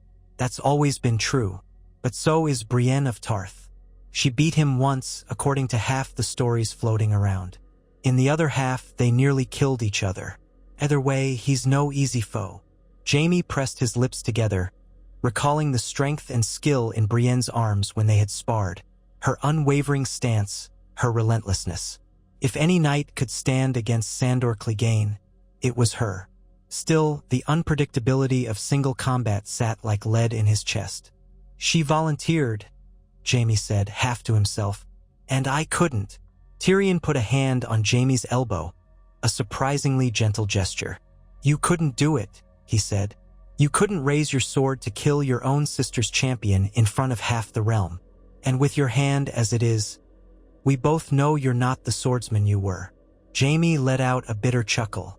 "If I had tried, I might have died on that courtyard stone. Maybe that would be justice too." Tyrion frowned. "Don't wallow. You've made your choice a hard one. Now trust that Brienne knows what she's doing." He hesitated, then added, "And if things go ill, well, the king might intervene before a fatal blow. There are ways." But both brothers knew that trial by combat left little room for mercy. The entire premise was that the gods would decide the guilty and the innocent. If King Ronald stepped in, he would face accusations that he undermined the very justice he claimed to uphold. Jaime nodded grimly. "We'll see tomorrow." They stood in silence a moment longer, hearing the faint cry of a gull from somewhere near the harbor. Distant lamplight flickered in the city below, a patchwork of tiny flames. Tyrion finally let out a weary sigh and patted Jaime's shoulder. "Try to rest," the dwarf said. "We'll all need our wits in the morning." Jaime managed a tight nod, and Tyrion left, his footsteps echoing through the archway leading deeper into the keep. Alone again, Jaime gazed up at the sky, where the moon hung low and pale. He remembered the boy he had been, arrogant, handsome, a prodigy with the sword. He had believed he could shape the world around him with sheer will. Now, as an older, humbler man, maimed by war and regret, he felt helpless against the forces in motion. All he could do was hope that Brienne's skill and courage would prevail. After a time, he forced his weary body to his quarters. Sleep came fitfully, haunted by nightmares of green fire and the echoing cries of the wounded. At first light, the Red Keep stirred. Servants scurried along corridors, lighting torches in the pre-dawn gloom, preparing for the spectacle in the main courtyard. A hush fell over the castle as if the walls themselves braced for the violence to come. Jaime washed and dressed quickly, donning the armor and white cloak of the Kingsguard. He let his squire, one of the younger pages assigned to him by King Ronald, tighten the straps and polish the small lion's head that capped his golden hand. As always, the ghost sensation of his missing right hand flared. He suppressed it, focusing on the duties ahead. By the time the sun's first rays crept over the city's spires, Jaime was standing in the courtyard. There, a wide circle had been demarcated with ropes, stretching across a patch of flattened dirt used often for training. On three sides, wooden stands had been hastily constructed for lords, ladies, and other onlookers. At the far end, on a low dais, stood the king's seat, a simple wooden chair draped in a cloth bearing his newly minted sigil of 3 golden crowns. Guards from Brienne's watch and Jaime's Kingsguard ringed the courtyard, ensuring no one breached the roped circle or disrupted proceedings. A place of honor had been set for the Septons, who would invoke the god's judgment. Jaime watched with mounting anxiety as lords filed in, taking seats in the stands or clustering near the dais. Tyrion appeared, flanked by a pair of Vale Knights. Lord Torrhen Royce followed, dressed in a heavy cloak despite the warmth of the morning. They looked solemn, acknowledging Jaime with curt nods. Then came King Ronald, who wore plain armor beneath a short cloak of muted gold. He had insisted on attire that conveyed solemn respect rather than regal splendor. He was not here to celebrate, but to oversee justice. He took his seat on the dais, exchanging a few quiet words with the Septons. Finally, 2 separate groups entered from opposite ends of the courtyard. The first was a cluster of city guards escorting Cersei Lannister. Though in chains, she walked with her chin held high. When she reached the dais, she stood off to the side, arms folded beneath the manacles, eyes scanning the gathering with disdain. The second group was led by Brienne of Tarth. She wore full-plate mail that gleamed in the sunlight, tinted faintly blue to recall her homeland's hue. Oathkeeper hung at her side. Her face was calm, though Jaime could see tension in the set of her jaw. Behind her, 2 of her recruits carried a small chest containing spare weapons, just in case. Sandor Clegane entered from a different corner, alone but for one old retainer who might have come to watch or to carry his gear.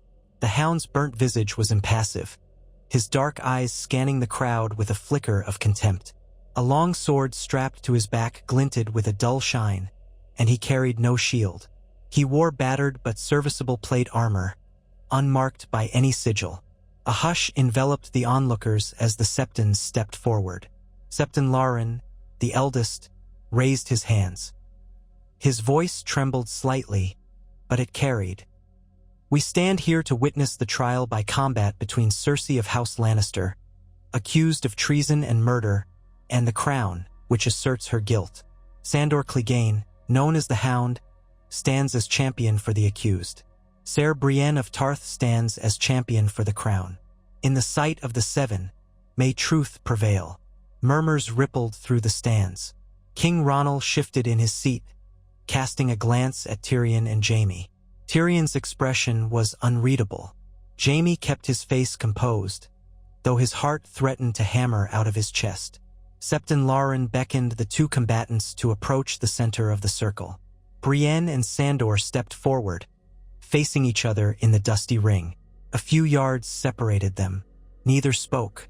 "Do you swear," Septon Lauren intoned, "to fight with honor and to abide by the result of this combat, that the god's judgment may be known?" "I do," Brienne said, her voice strong. Sandor merely grunted, "Aye." Septon Lauren inclined his head and stepped back. A younger Septon blessed them with a shaking hand, flicking droplets of holy water across their armored forms. Then he hurried out of the ring as quickly as he could, leaving the two champions staring at each other. The king's voice rang out, quiet but firm. "Begin." Brienne drew Oathkeeper. The Valyrian steel shimmered in the sunlight, a faint swirl of dark and light rippling along the blade's metal. Sandor Clegane reached over his shoulder and pulled free his long sword, holding it in a relaxed grip. He had no shield. Jaime noted that detail with a pang of worry. A great sword or a long sword with no shield often indicated a preference for raw power. The courtyard fell so silent that every shift of armor, every scrape of a boot against dust, sounded thunderous. Jaime found himself unconsciously edging closer to the ropes, though he dared not cross them. Sandor moved first, stepping forward with a languid swing at Brienne's left side. She deflected it easily, her stance controlled. Their swords met with a clang, steel ringing out. A few spectators flinched at the sharp report. Brienne RESP ondade with a quick thrust at Sandor's midsection, but he pivoted, bringing his blade around in a short arc that forced her to step back. Dust puffed where her feet scraped the ground. Each movement was measured, an initial testing of defenses. Jaime's entire body tensed. He remembered how deadly both these fighters could be. They had matched blades once before, if rumors were true, and the outcome had nearly been the Hound's death. But a lot of time had passed since then. Injuries, healing, new grudges. Anything could shift the balance. Sandor pressed forward, launching a heavy overhead blow. Brienne raised Oathkeeper in a two-handed block. The force of the impact sent a vibration through her arms. Jaime could almost feel the reverberation in his own bones. Brienne gritted her teeth, using Sandor's momentary overextension to shove him away. He stumbled half a step, then recovered, eyes narrowing at her speed. He lunged again, sword aimed at her flank. She twisted aside, turning the blade with a deft parry. The ring of steel echoed. A murmur ran through the stands. So far, Brienne was holding her own. Circling each other, they exchanged blows with grim efficiency. Brienne aimed a slash at Sandor's left leg. He jumped back, then countered with a cut at her arm. She pivoted, the blade whistling harmlessly past. Her own return stroke scraped across Sandor's breastplate, leaving a shallow gouge. He hissed, face twisting in anger. Without warning, he lunged in close, smashing the pommel of his sword at her helm. She ducked, but the blow glanced off the metal, sending a dull clang reverberating around the yard. Brienne staggered, fighting to keep her balance. Sensing an opening, Sandor slashed diagonally toward her chest, but she managed to raise Oathkeeper in time, the two blades biting into each other. Sparks flew. They broke apart, panting. The crowd watched, transfixed. Jaime clenched his golden fist, fingernails digging into the phantom memory of a hand that wasn't there. By the dais, Tyrion's face was ashen. King Ronald and Lord Royce leaned forward in their seats, every muscle rigid. The duel resumed with renewed vigor. Sandor Clegane swung powerful, sweeping blows, using his size advantage to force Brienne back, step by step. She gave ground grudgingly, deflecting or parrying each strike with discipline. Onlookers could see her searching for an opening. Yet Sandor's aggression was relentless. He advanced, steel shrieking against Valyrian metal. Brienne's boots slipped in the dust, and Sandor capitalized, ramming his shoulder into her chest plate. She stumbled, nearly toppling, and had to roll to avoid the downward hack of his blade. The watchers gasped as she came up on one knee, sword still in hand. Sandor lifted his weapon for a killing blow, intending to end it swiftly. But Brienne hurled herself forward in a low tackle, crashing into his legs. The momentum knocked him off balance, sending him sprawling onto his back, armor scraping. The courtyard erupted in startled cries. In a flash, Brienne was atop him, trying to pin his sword arm with her knee. He bucked violently, grappling with her. A gauntlet fist caught her helm. She grunted, but forced his sword arm down. Sandor snarled and lashed out with his free hand, fingers seeking the joint of her armor at her neck. Jaime's heart thundered. The tangle of limbs was so frantic that it was impossible to see who had the advantage. At last, with a surge of strength, Sandor shoved her off, rolling aside. Brienne tumbled across the dirt, regaining her feet in a heartbeat. He scrambled up, chest heaving, eyes blazing. They stood there, panting, a pace apart. Blood trickled from a dent in Brienne's helm. Her temple or scalp must have scraped the metal. Sandor's lip was split, oozing red. Dust clung to their armor, sweat glistened. Then the hound sneered, spitting blood onto the ground. "You fight better than half the men I've cut down," he growled, voice hoarse. "But you won't take me so easily this time." Brienne said nothing, breathing raggedly. She shifted her grip on Oathkeeper. They clashed again, swords meeting in a flurry of ringing steel. Each blow threatened to drive the other to the ground. Jaime watched Brienne's footwork, how she used short, precise steps to avoid being trapped against the ropes. Sandor tried to corner her, but each time she angled away, refusing to be pinned. Minutes stretched into what felt like hours. The onlookers could hardly tear their eyes away. Jaime could sense that both fighters were tiring. Strikes grew more desperate, blocks more forced. A single slip might decide everything. Suddenly, Sandor fainted high, then whipped his blade in a backhand slash that caught Brienne's side. The steel bit into the plate with a screech. She gasped, staggering. Although the armor didn't give way entirely, the blow must have bruised or cut flesh beneath. Sensing victory, Sandor pressed his advantage. He rained blows upon her, driving her toward the ropes. Desperate now, Brienne managed to deflect most of them, but she took another glancing hit on her left arm. Armor cracked. Blood began to seep. A hush of horror rippled through the stands. Jaime felt as if his chest was being crushed. He glanced at Tyrion, who looked on in stricken silence. The young king rose halfway from his seat, hands gripping the arms of his chair. Brienne gritted her teeth, refusing to yield even an inch more ground. She waited for a fraction of a heartbeat, then lunged inside Sandor's guard, hooking her left arm under his sword arm to jam it upward. The movement was savage and sudden. His blade scraped past her pauldron, missing her neck by a hair. With her right hand, she brought Oathkeeper around in a tight, vicious arc. Sandor tried to twist free, but it was too late. The Valyrian steel slammed into his side, biting deep into the gaps where his cuirass met his waist plating. A strangled roar tore from his throat. She ripped the blade free, and Sandor staggered, crimson staining the metal near his hip. Yet he did not fall. Instead, he bellowed and grabbed her sword arm in a grip of iron, keeping her from a clean second strike. His burnt face contorted with agony, but he refused to collapse. For a heartbeat, they wrestled, locked so close that her sword was pinned between them. A sticky warmth spread across their armor. Then Brienne yanked Oathkeeper downward, opening the wound further. Sandor gave a throaty rasp and released her arm, stumbling back.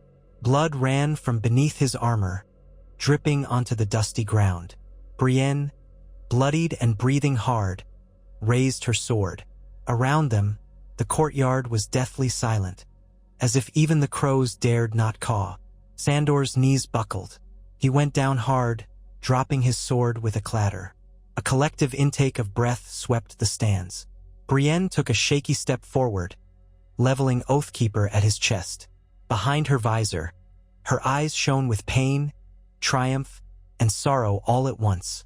Sandor stared up, breathing in ragged gasps. His gauntlet hand twitched, but he made no move to retrieve his fallen sword. "Go on," he spat, blood flecking his lips. "Finish it." Her jaw clenched. For a moment, she hesitated, glancing toward King Ronald. But this was trial by combat, the realm's formal means of determining guilt. The god's judgment demanded a final resolution. Cersei, from her position near the dais, let out a strangled cry. "Fight, you dog! Fight!" But Sandor's strength was spent, his face twisted in resignation or contempt. Brienne exhaled. "I'm sorry," she whispered, though no one but him could hear. Then she drove Oathkeeper into his chest with a swift, decisive thrust, piercing the armor. He shuddered once, let out a final guttural sound, and went still. It was over. For a moment, not a soul in the courtyard moved. Then an uproar tore through the stands. Gasps, cries, half-formed exclamations of shock or applause. The Septons rushed forward, chanting prayers for the dead, though their words were mostly lost in the clamor. Brienne wrenched her sword free, blood running in rivulets down the blade. Her posture sagged, exhaustion and pain catching up with her. She lifted her gaze to the dais, where King Ronald stood, face pale but resolute. Septon Laren's voice, trembling with gravitas, rang out. The gods have spoken. The crown's champion stands victorious. Cersei of House Lannister is therefore deemed guilty of the charges laid against her. May the Seven have mercy on her soul. A roar of mixed approval and horror pulsed through the onlookers. Some cheered the victory of the crown. Others seemed stunned to realize that Cersei had no more defenses. Jaime rushed under the rope barrier, ignoring protocol, heart pounding. He reached Brienne, who sank to one knee, pressing a hand to the wound at her side. Blood seeped between her armor plates. Jaime knelt beside her, barely hearing the crowd's noise. He slid his golden hand beneath her arm, trying to support her. "Brienne," he murmured hoarsely. "You're hurt." She nodded, grimacing with each breath. "I'll manage," she said. Her voice was strained, but she forced a small, weary smile. "It's not too deep." King Ronald and a group of guards approached. "Sir Brienne," the king said, stepping carefully around Sandor's fallen body. "You have done your duty. The realm owes you a debt." She bowed her head, though Jaime could see the pain it caused her just to move. Meanwhile, Cersei began to shriek, "No, this isn't justice. I was your queen. Do you hear me? I was your queen." She struggled against her guards, eyes wild, spittle forming at the corners of her mouth. Jaime turned away from the sight, his heart twisting. "This trial is concluded," King Ronald announced over the din. "Cersei Lannister is guilty. Her sentence will be carried out at sundown." More commotion erupted. Some lords nodded solemnly. Others looked away, pale-faced. Tyrion pressed through the throng, his expression bleak. He exchanged a fleeting glance with Jaime, then focused on Cersei's outburst. The guards dragged her away, still ranting, tears and rage twisting her features. Jaime watched her go with a hollow ache. He had known this day might come, but the finality struck him like a fist in the gut. Then Brienne sagged in his arms. He realized her blood was staining his white cloak. Alarmed, he helped her rise. "We need the maesters," he said urgently, waving at a pair of King's guards who hovered uncertainly. "Help me get her to the maesters." They rushed from the courtyard, half carrying Brienne between them. Onlookers parted, letting them pass. The last image Jaime caught was Sandor's motionless body lying in the dust, the trial decided by the slice of a blade. The rest of the day blurred for Jaime in a haze of concern for Brienne's injuries and the grim knowledge that his sister's fate was sealed. The maesters in the Red Keep tended to Brienne's wounds, removing her dented armor and cleaning the gashes along her ribcage and arm. Jaime hovered nearby, ignoring the looks from the old healers who wanted him out of their way.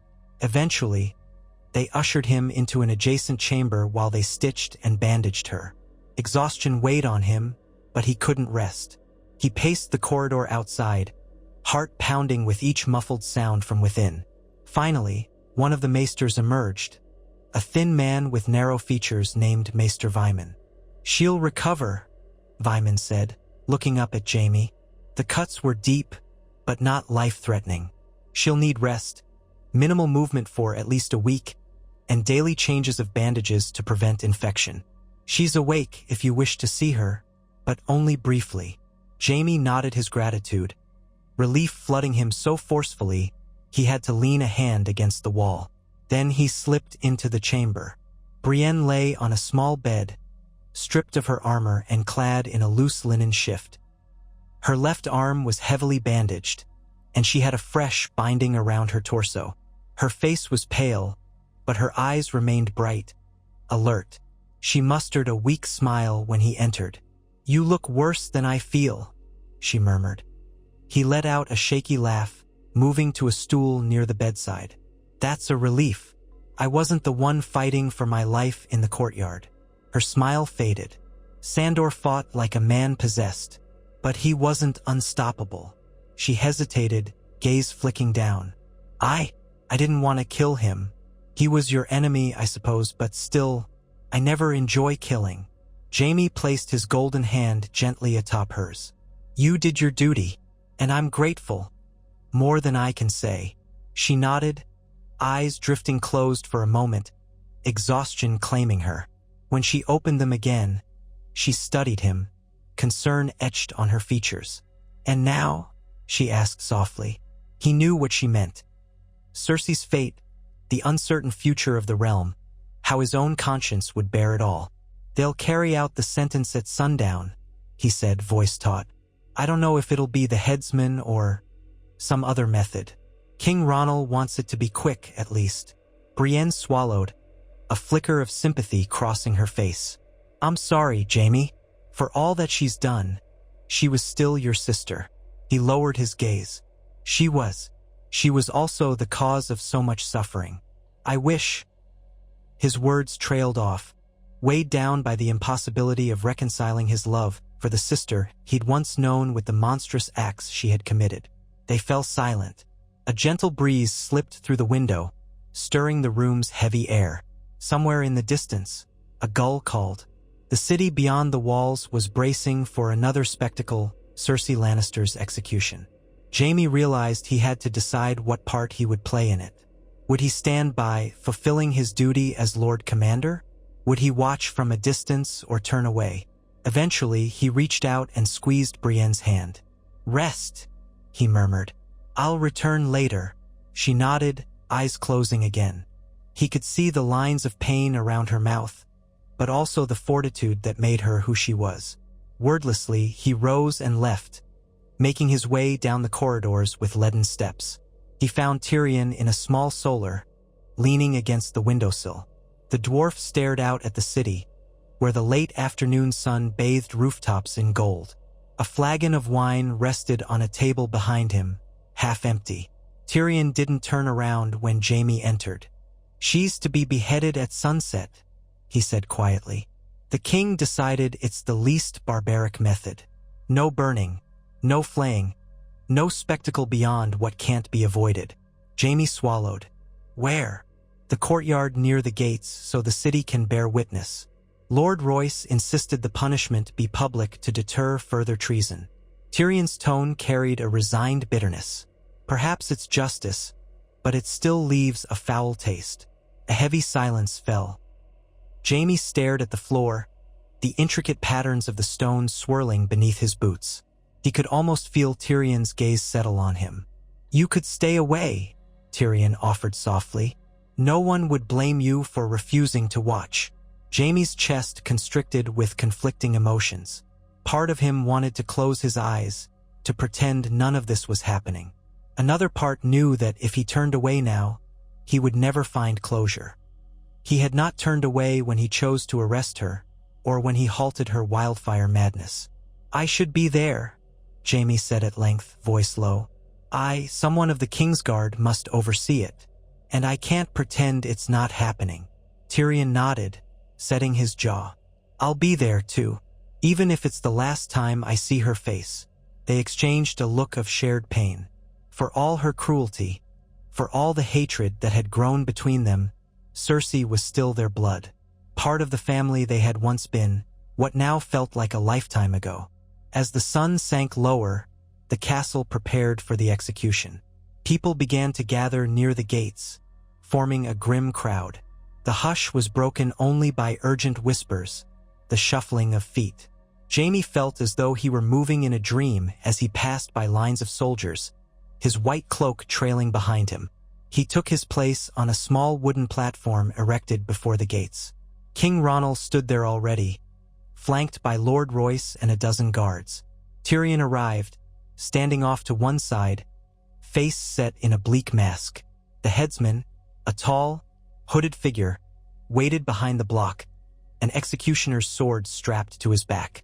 The crowd parted. Guards led Cersei forward, her hands bound in front of her. She wore a plain gray shift, her once proud hair hanging in disheveled strands. Jaime's heart twisted at the sight of her. She still lifted her chin, though pride warring with terror in her eyes. At the foot of the platform, a herald read out the formal charges: treason, murder, conspiracy, and endangerment of the realm through wildfire. The verdict: guilty by trial of combat. The sentence: death. Cersei's gaze flickered over Jaime, pausing for a heartbeat. He wasn't sure what he saw there: hatred, betrayal, or perhaps a final, desperate plea. Then she turned her attention to Tyrion, baring her teeth in a silent snarl. King Ronald announced, voice carrying over the gathering, "Cersei Lannister, you have been found guilty of crimes against the crown and the realm. You attempted to destroy this city. You have forced bloodshed upon us. For these acts, your life is forfeit. May the gods judge your soul." He nodded to the guards, who led her up onto the platform, guiding her to the wooden block. She refused to kneel at first, spitting curses and raving about the injustice of it all. It took 2 men to force her down, pressing her neck into the curve of the block. Jaime inhaled sharply. The setting sun bathed the scene in an orange glow, a mocking parody of warmth and beauty.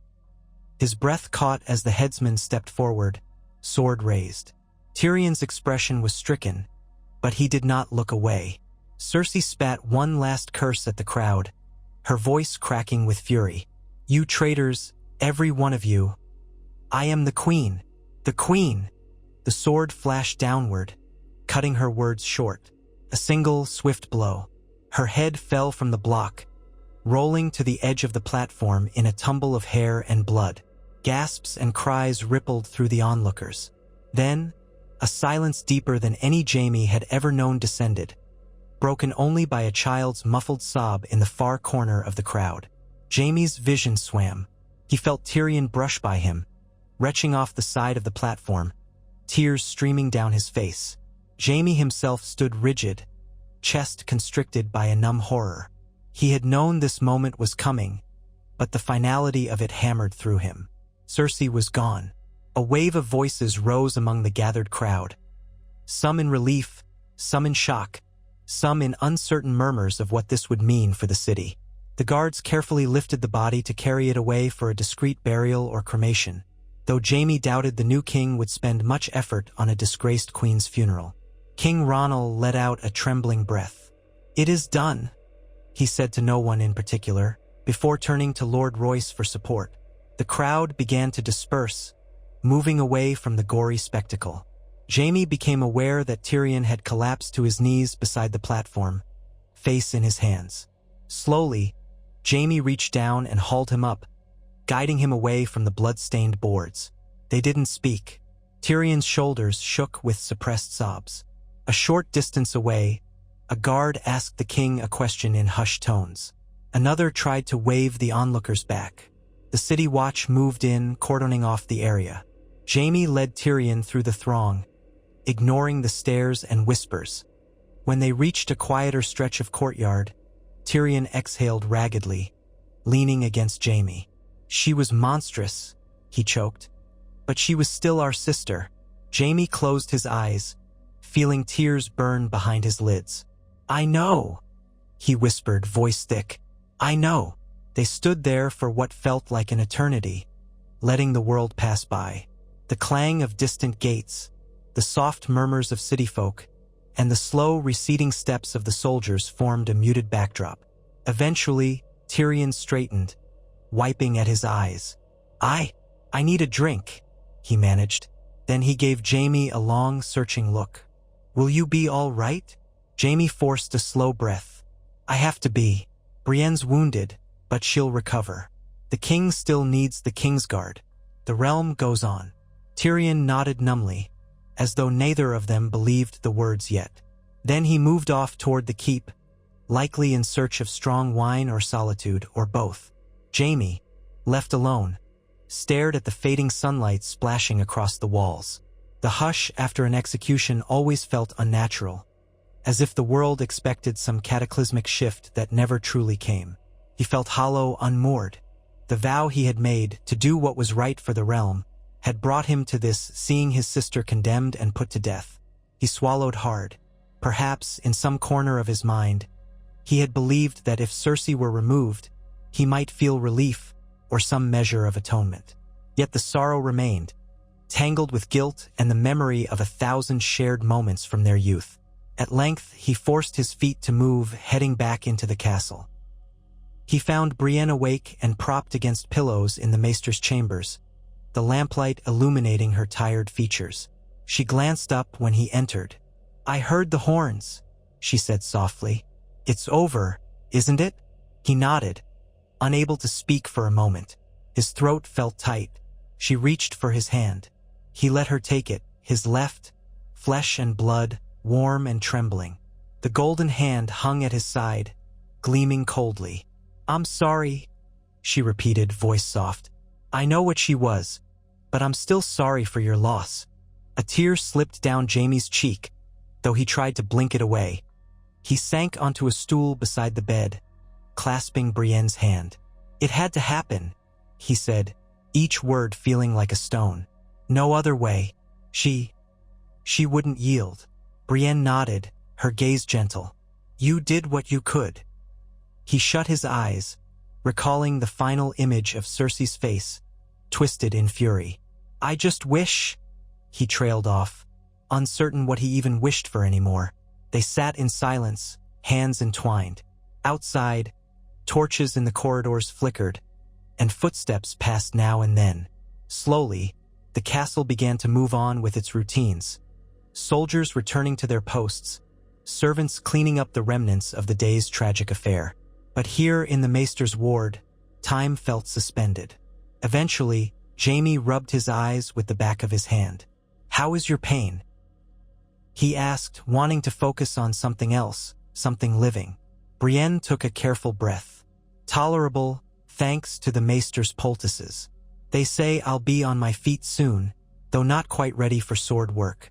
She gave a faint, self-deprecating chuckle. "Sandor Clegane was a damned bull in a fight." "You bested him," Jaime murmured. "You saved the realm from more of Cersei's destruction. And you likely saved me from having to confront him myself." Her eyes searched his face. "I'd do it again, for the realm and for you." He felt gratitude so profound that he could not find words.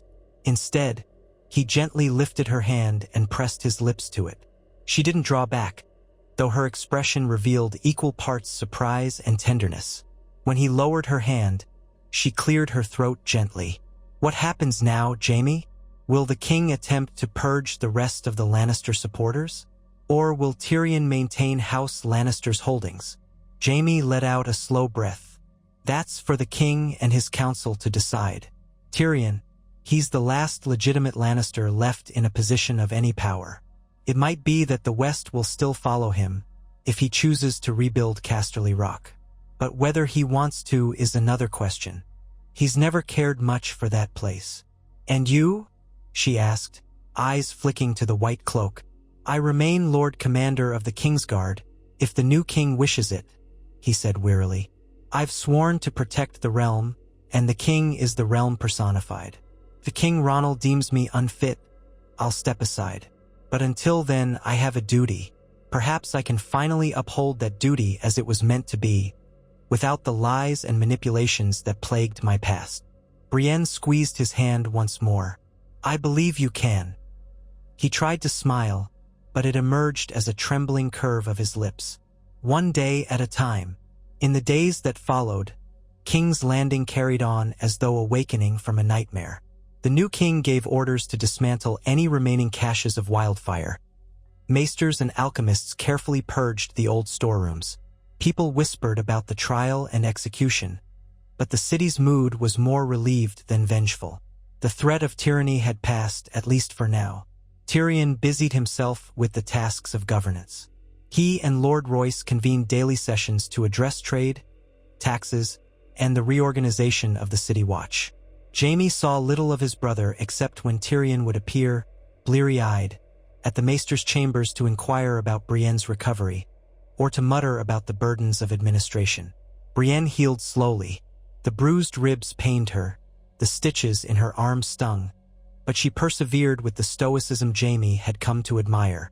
After a week, she was able to walk carefully around the ward, adjusting to the stiffness in her side.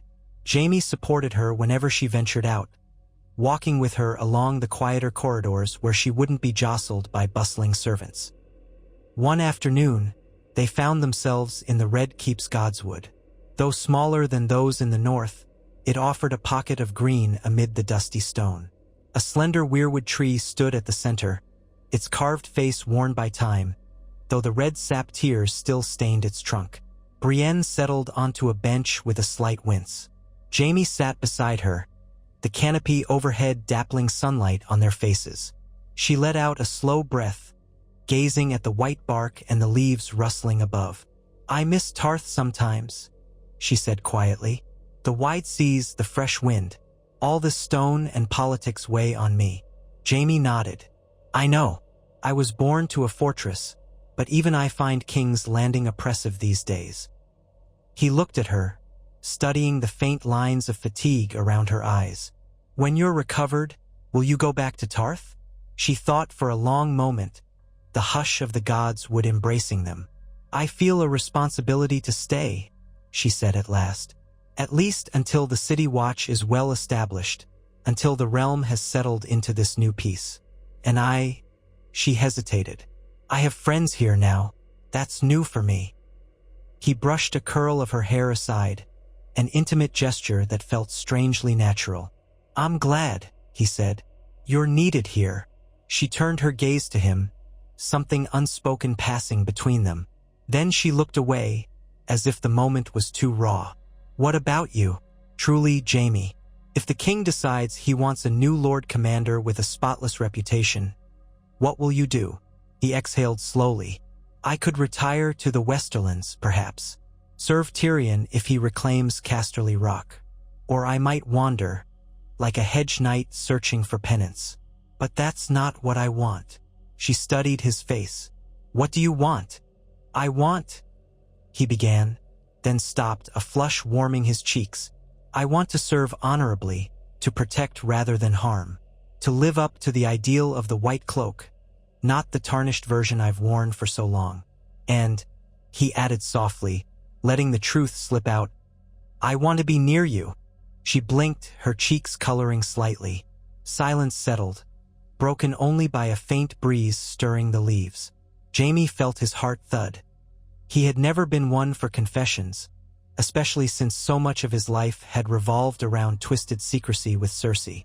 But Brienne's presence gave him a sense of clarity, a willingness to speak honest words, however vulnerable they made him feel. Her hand found his. She squeezed it gently, not looking away this time. "If you stay," she said slowly, "then we can work together, help rebuild the realm, help the king hold to justice." He nodded, relief mingling with an undercurrent of warmth. "Then we'll do it together." They remained like that, quietly taking solace in each other's company under the rustling leaves, as if time had paused to let them breathe. A few days later, King Ronald summoned Jaime to the throne room. The hall was far less crowded than during the trial, but a scattering of courtiers and guards lingered near the edges. The Iron Throne loomed at the far end, and upon it the young king sat, posture stiff, brow creased in thought. Tyrion stood at his side, arms folded, scanning some freshly inked parchment. Jaime advanced down the aisle, cloak trailing behind him. His mind flickered with apprehension. Had Ronald decided to replace him at last? Or perhaps there was some new threat brewing. "Your Grace," Jaime said, dipping his head in a respectful bow. Ronald nodded in return. "Sir Jaime, come closer."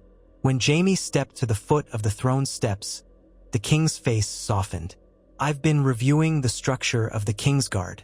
As you know, it's been tarnished by the actions of previous kings, and some wonder if it should be disbanded or renamed." Jaime swallowed, bracing himself. "But," Ronald continued, "I've decided to retain it, to preserve the legacy that predates any one reign. The Kingsguard once stood for the highest ideals of chivalry and loyalty. I want to restore that, and to do so, I need knights who understand both the weight of that cloak and the importance of genuine honor." He exchanged a glance with Tyrion, who gave a slight nod. Then Ronald turned back to Jaime.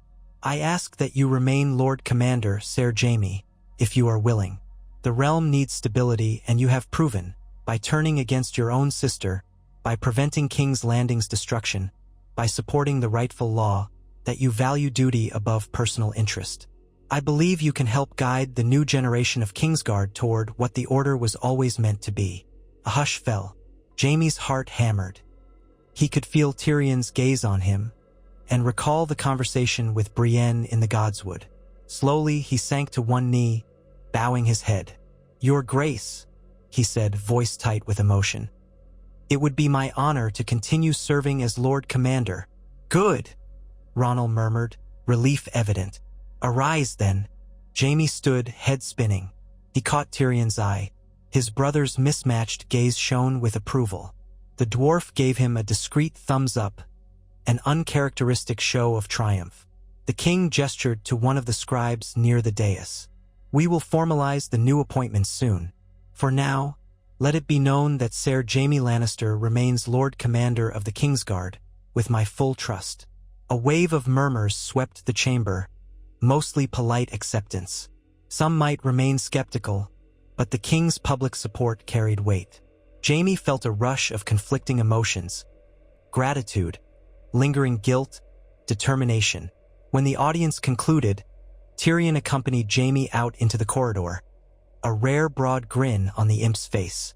"Well, brother," he said wryly, "it seems you're not destined to roam the countryside as a repentant hedge knight after all."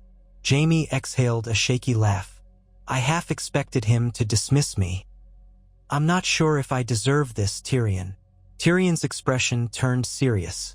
"Perhaps none of us deserve anything, Jaime, but if there's one thing I've learned, it's that the realm needs men and women who strive to be better than they were. You've proven that, so don't waste time doubting yourself." Jaime nodded, swallowing hard. "Thank you, little brother." Tyrion clapped him on the shoulder. "Now, if you'll excuse me, I must see a certain master of coin about how we're going to pay for all these city repairs. I suspect I'll need another cask of wine afterward." They parted ways, each with new burdens and new hopes. That evening, Jaime returned to the maester's ward to tell Brienne the news. He found her sitting up in bed, reading a slim volume of knightly histories. Her injuries had improved enough that she could raise her arm without wincing. When he relayed the king's decision, a bright smile lit her features, banishing the fatigue in her eyes. "I'm glad," she said softly. "The Kingsguard needs a leader who won't let it become a tool for tyranny again." Jaime settled onto the edge of her bed. "I'll do my best, but I'll need help. The new men, Ser Balman, Ser Adam, and a few the king might appoint, need training in more than swordsmanship. They need a moral compass, the kind you carry within you." Brienne closed the book, resting it on her lap. "I'm no teacher," she said, though her tone was thoughtful. "You already teach the city watch," he pointed out. "How is that any different?" She pursed her lips. "All right," she said at last. "I'll do what I can, if the king will allow it." Jaime grinned. "I have a feeling he'll be more than willing." A knock sounded on the doorframe, and both looked up to see a young page clearing his throat. "Beg pardon," the boy said, "but Lord Tyrion asked me to tell you there's a small gathering in the Royal Solar. The king, the Hand, and a few lords who stayed on. Nothing too formal, but they'd like you there, Ser Jaime. And Ser Brienne, if she feels up to it." Brienne glanced at Jaime. He shrugged. "I suspect they want to toast the new era," he said wryly. She carefully set the book aside, testing her bandaged side. "I can manage a short gathering." Jaime helped her stand. She swayed slightly, but steadied herself. Then she retrieved a simple tunic to slip over her bandages, refusing help with a polite but firm shake of the head. Jaime, mindful not to hover, offered his arm. She took it only when they stepped into the corridor, balancing her stride. They traversed the castle's passageways in companionable silence, passing guards who nodded in greeting, servants who discreetly scurried by. The tension that had once permeated the Red Keep had lessened, an undercurrent of cautious optimism replacing the old fear. In the Royal Solar, they found a small assembly indeed. King Ronald, Lord Royce, Tyrion, a few Vale Lords, and 2 or 3 other notable figures from the Crownlands. A modest table bore a pitcher of wine and several cups, along with a plate of small pastries. The atmosphere was informal, a marked contrast to the lavish feasts of the past. Ronald greeted them warmly. "Ser Jaime, Ser Brienne, welcome. You both look well." Brienne gave a slight bow. "Your Grace," she murmured, still clearly adjusting to polite pleasantries while wearing a bandage beneath her tunic. Lord Royce inclined his head stiffly, in that formal manner of his. "It's good to see you up, Ser Brienne. The city is grateful for your service." She simply nodded, uncomfortable with praise. Tyrion poured them each a cup of watered wine, pressing it gently into their hands. "It's not Arbor gold, but it's what we have," he said with a resigned shrug. The king lifted his own cup. "I know these past weeks have been trying for all of us, but I'd like to offer a small toast to peace, to justice, and to rebuilding the realm." He raised his cup, and the gathered lords echoed him in a quiet, unanimous gesture. Jaime and Brienne joined, sipping the mild wine. The king's eyes shone with a subdued hope. He was young, untested, but committed. Perhaps that was enough for now. Conversation turned to practical matters. The city's repairs, the possibility of a new alliance with the Reach, the question of whether a spring tourney would help unify the lords or merely drain the coffers. Jaime listened, occasionally interjecting a comment about security or knightly tradition. Brienne offered a few observations from her watch patrols. Tyrion, perched on a cushioned seat, quipped about the cost of feeding the realm's infinite appetite for pageantry. As the discussion wound down, King Ronald set aside his cup and rose. The others fell quiet, expecting an announcement, but his tone was casual, almost shy. "We've come far in a short time," he said. "Yet the path ahead is long. I'm grateful to each of you. Lord Royce for his stern counsel, Lord Tyrion for his cunning mind, Ser Brienne for her valor, and Ser Jaime for upholding the Kingsguard's integrity." He paused, meeting Jaime's gaze. "I wanted to say it plainly, without the pomp of court. Thank you. You might have claimed the throne yourself or left the city to burn, but you chose differently. The 7 kingdoms owe you, whether they realize it or not." Jaime felt the blood rush to his cheeks, a mix of embarrassment and gratitude. "I only did what I believed was right, Your Grace." Ronald inclined his head. "That is all any king can ask of his knights." Lord Royce cleared his throat. "Well said, Your Grace. I suggest we let Ser Brienne rest, though. She's scarcely out of the maester's care." Brienne acknowledged him with a nod, clearly relieved at the excuse to escape the attention. Tyrion hopped down from his seat, draining the last of his wine, and parted ways as well, muttering something about meeting another official in the library. Soon, the Solar emptied, leaving only Jaime and Brienne to make their way back through the darkening corridors. Outside the ward, Jaime slowed his steps, reluctant to let the day's calm slip away too quickly. Brienne leaned on his arm a little more than before, fatigue showing. But when they reached her chamber door, she paused, turning to face him. "Jaime," she said quietly. "Thank you." He tilted his head, puzzled. "For what?" She mustered a small, wry smile. "For believing in me to champion the crown. For helping me after the fight. For everything. You've changed my life more than you know." He gently lifted a hand, brushing a stray strand of hair from her forehead. "It's I who should be thanking you," he murmured. "You showed me there was still honor to be found, even in the darkest places. You gave me hope that I could be better than the man I was." Her eyes glimmered, maybe with tears she refused to shed. "We'll keep trying to live up to that hope, then. Together." A soft hush passed between them. Jaime let his hand linger a moment, aware of her warmth. Then he cleared his throat, nodding. "Together." She slipped into her chamber, closing the door quietly behind her. Jaime stood there, feeling the quiet pulse of something like happiness, fleeting but real. The castle corridors were calm, the staff winding down for the night. As Jaime returned to his own quarters, he passed a window overlooking the city. The moonlight silvered the rooftops, a peaceful scene that belied the city's tumultuous history. He wondered how many battles had been fought in these streets, how much blood had been spilled, and yet, here it stood, still strong, still beating like a heart that refused to stop. He paused at the window, gazing out, letting himself dream that maybe King's Landing would know peace for a time. The war-torn realm needed respite. He recalled the conversation with Brienne about building something new, something better. Tomorrow, he would resume his duties as Lord Commander. He would gather the King's Guard, old and new, to remind them of their oaths. He would see Brienne's watch integrated further, forging a bond between them and the Crown's protective forces. The king would keep meeting with his advisors, forging alliances. Tyrion would brood over finances and politics, occasionally surprising everyone with a brilliant scheme.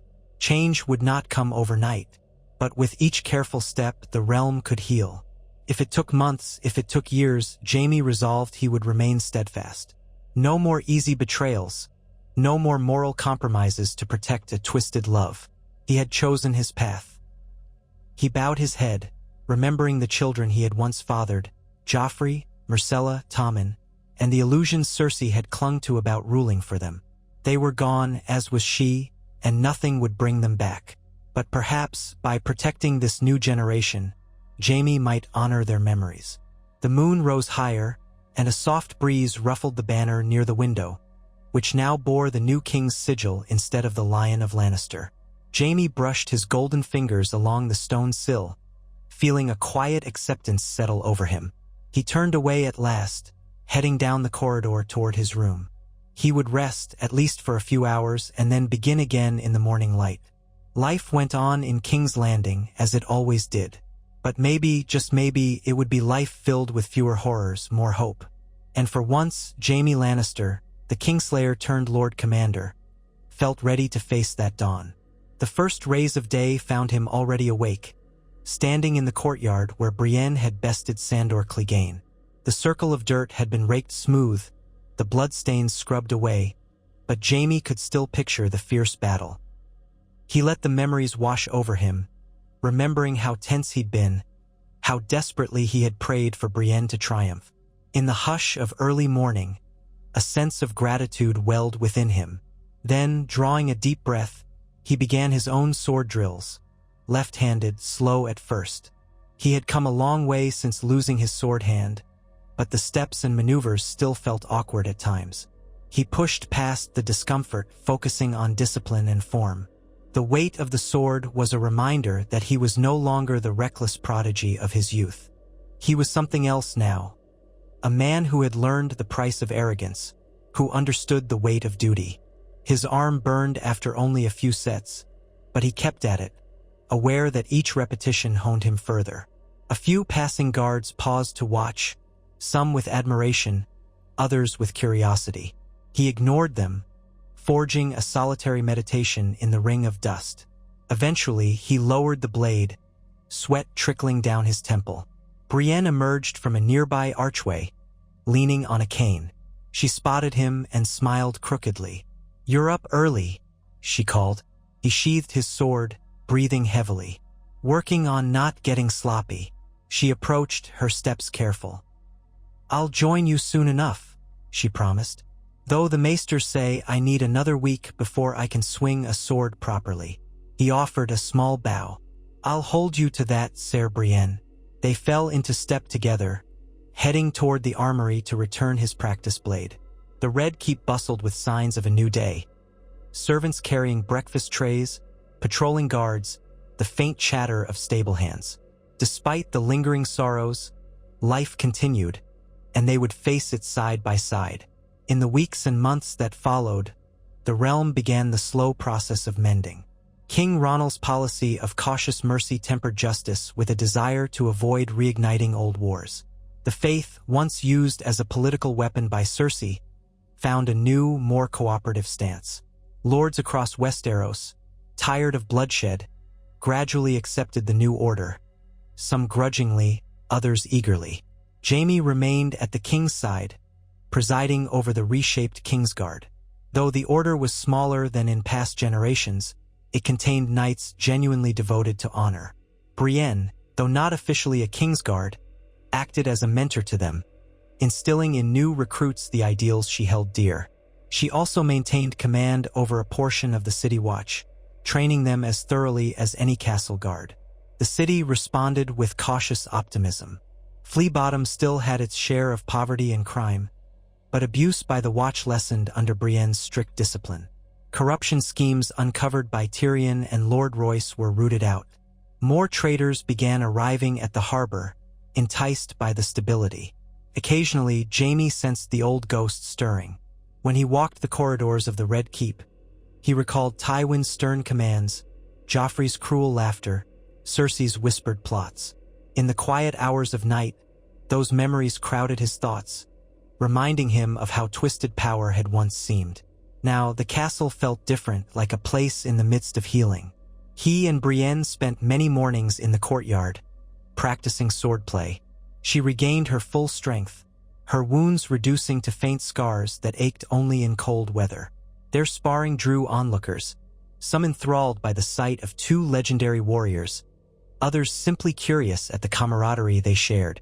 Late in the evenings, when duty allowed, they would walk the battlements or linger in the Godswood, sharing quiet conversations. They talked about the future of the Seven Kingdoms, the fate of Tarth, even the possibility of exploring distant places once the realm found lasting peace.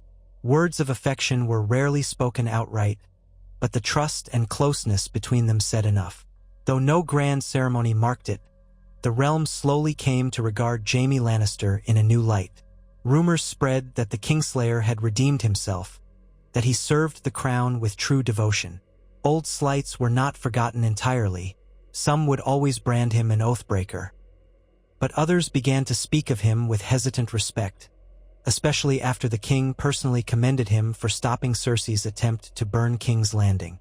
Brienne, too, earned greater renown. Lords from across the land told stories of how she had slain the Hound in single combat and saved the capital from Cersei's final tyranny. More importantly to her, she saw the City Watch transform into a force that genuinely tried to keep the peace rather than exploit it. Tyrion thrived in his political element, forging trade deals and alliances, though he often complained of the headache it brought. He remained close to Jaime.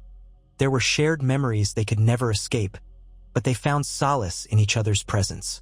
House Lannister, once so imposing, had been reduced to two brothers striving to atone for their family's legacy. Yet, in that reduction, they discovered a strange freedom. One crisp morning, Jaime and Brienne were summoned to King Ronald Solar. They found him seated at a table covered in maps of the Westerlands and the Trident. Lord Royce stood beside him, arms crossed. Tyrion hovered, scanning a ledger. "Ah, Sir Jaime, Sir Brienne," the king said with a relieved smile. "We've been looking into potential threats outside King's Landing. Reports of outlaws near the Gold Road, that sort of thing. I'd like to dispatch a small force to investigate. Knights who can handle themselves if things grow dire." Brienne straightened. "I'll go, Your Grace." Jaime glanced at her, then nodded. "As will I, if you wish." Ronald shook his head gently. "I need you here, Lord Commander. The city is not yet free of intrigue, and the Kingsguard must remain vigilant. But Sir Brienne, if you feel recovered enough for the journey, I'd be glad to entrust you with this mission." Tyrion tapped a page in his ledger. "We have reason to believe these outlaws are remnants of the Mountain's men, stragglers who never reconciled to new rule and turned to banditry. They've attacked merchant caravans. If you can confront them or drive them away, the local lords will be grateful." Brienne nodded, setting her jaw. "I can leave within a day or two." Jaime felt an unexpected pang at the thought of her departing, even for a brief mission, but he kept his face neutral. "Choose your best watchers to accompany you," he advised.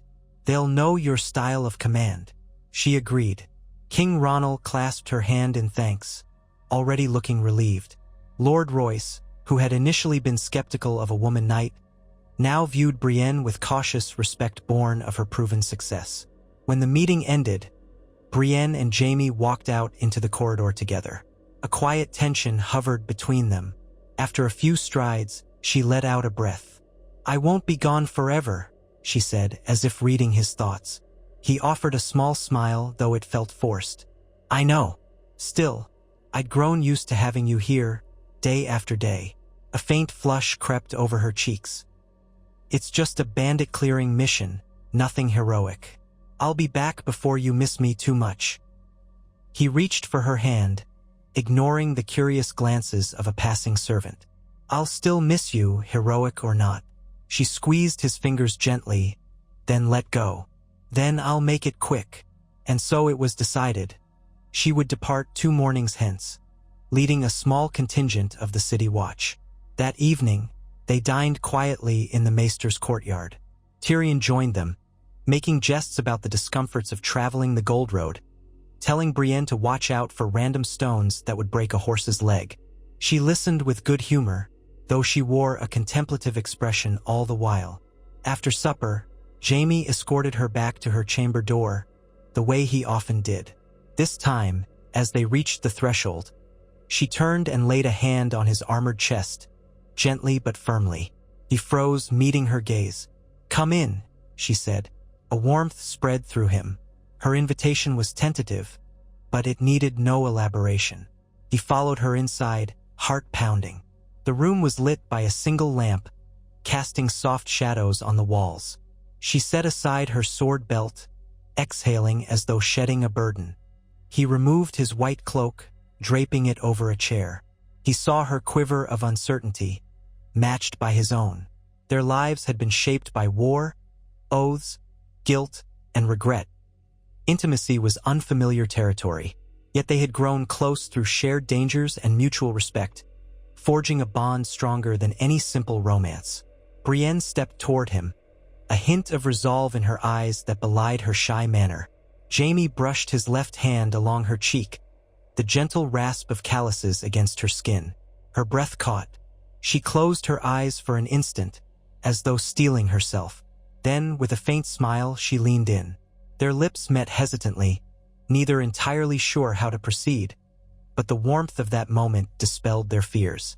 Jaime felt the ghosts of his past fade, replaced by a quiet sense of acceptance. They stood there, wrapped in each other's arms, letting the lamp's glow envelop them. When they finally broke apart, she pressed her forehead against his, breathing unsteadily. I've never," she began, but trailed off, cheeks flushed. He understood. "Nor have I," he whispered, meaning he had never shared a true, untainted closeness, one not born of secrets or twisted circumstances. "But we have time to figure it out. Together." She nodded, eyes bright with emotion. They sat on the edge of her bed, fingers interlaced, talking in low voices about the future. Eventually, she leaned against his shoulder, exhaustion creeping in. He held her gently, content to be a source of comfort. The night slipped by in a haze of soft murmurs, the present overshadowing the regrets of the past. In the morning, they faced their duties again. Jaime oversaw the training of the Kingsguard recruits, while Brienne prepared the small contingent that would ride out with her. He accompanied her to the stables before sunrise on the day of her departure.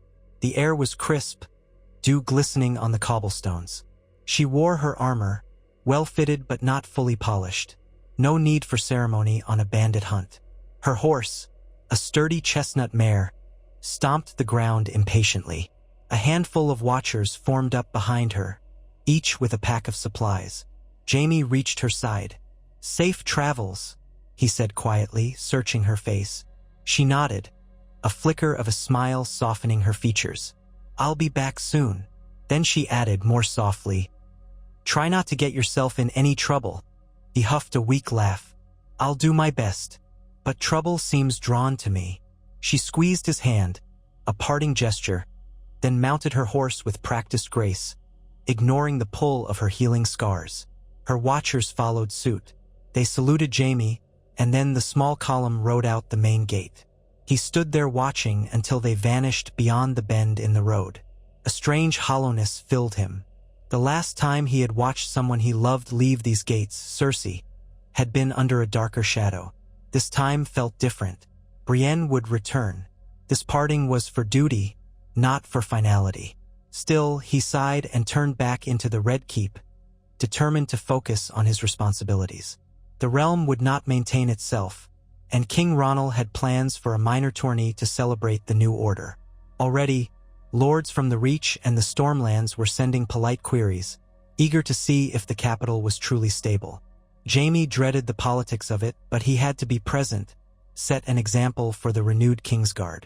Days passed without incident. Tyrion buried himself in council meetings, negotiating shipping tariffs and trade deals. Lord Royce arranged new protocols for city governance. Jaime patrolled the castle walls, held private drills with the younger knights, and oversaw a rotation schedule for guard posts. In quieter moments, he found himself drifting to the Godswood or the courtyard, recalling Brienne's presence.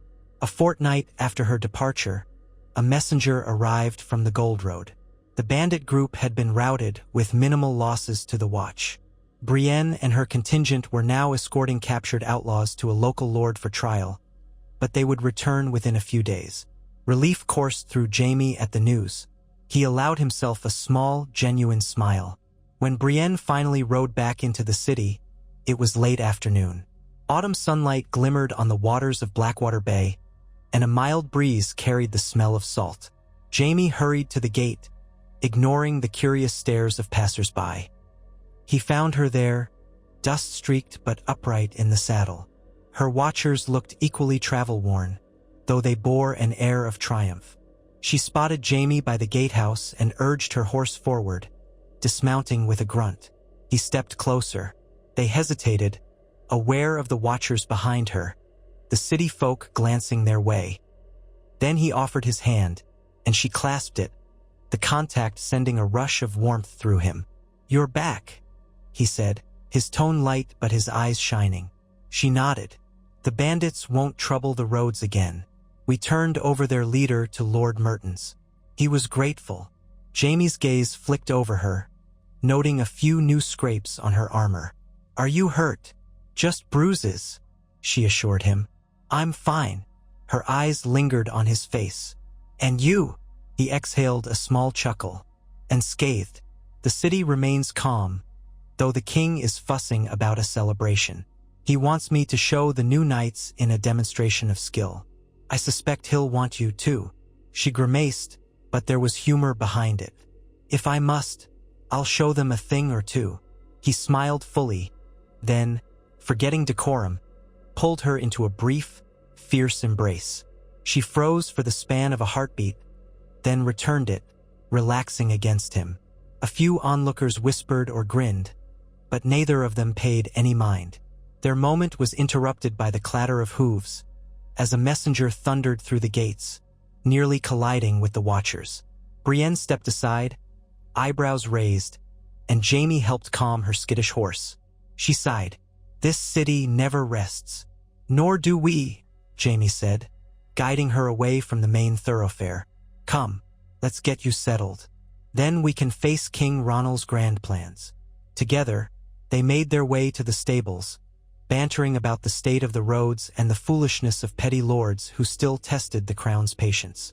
Soldiers and servants greeted Brienne with nods or quiet cheers, news of her success already circulating.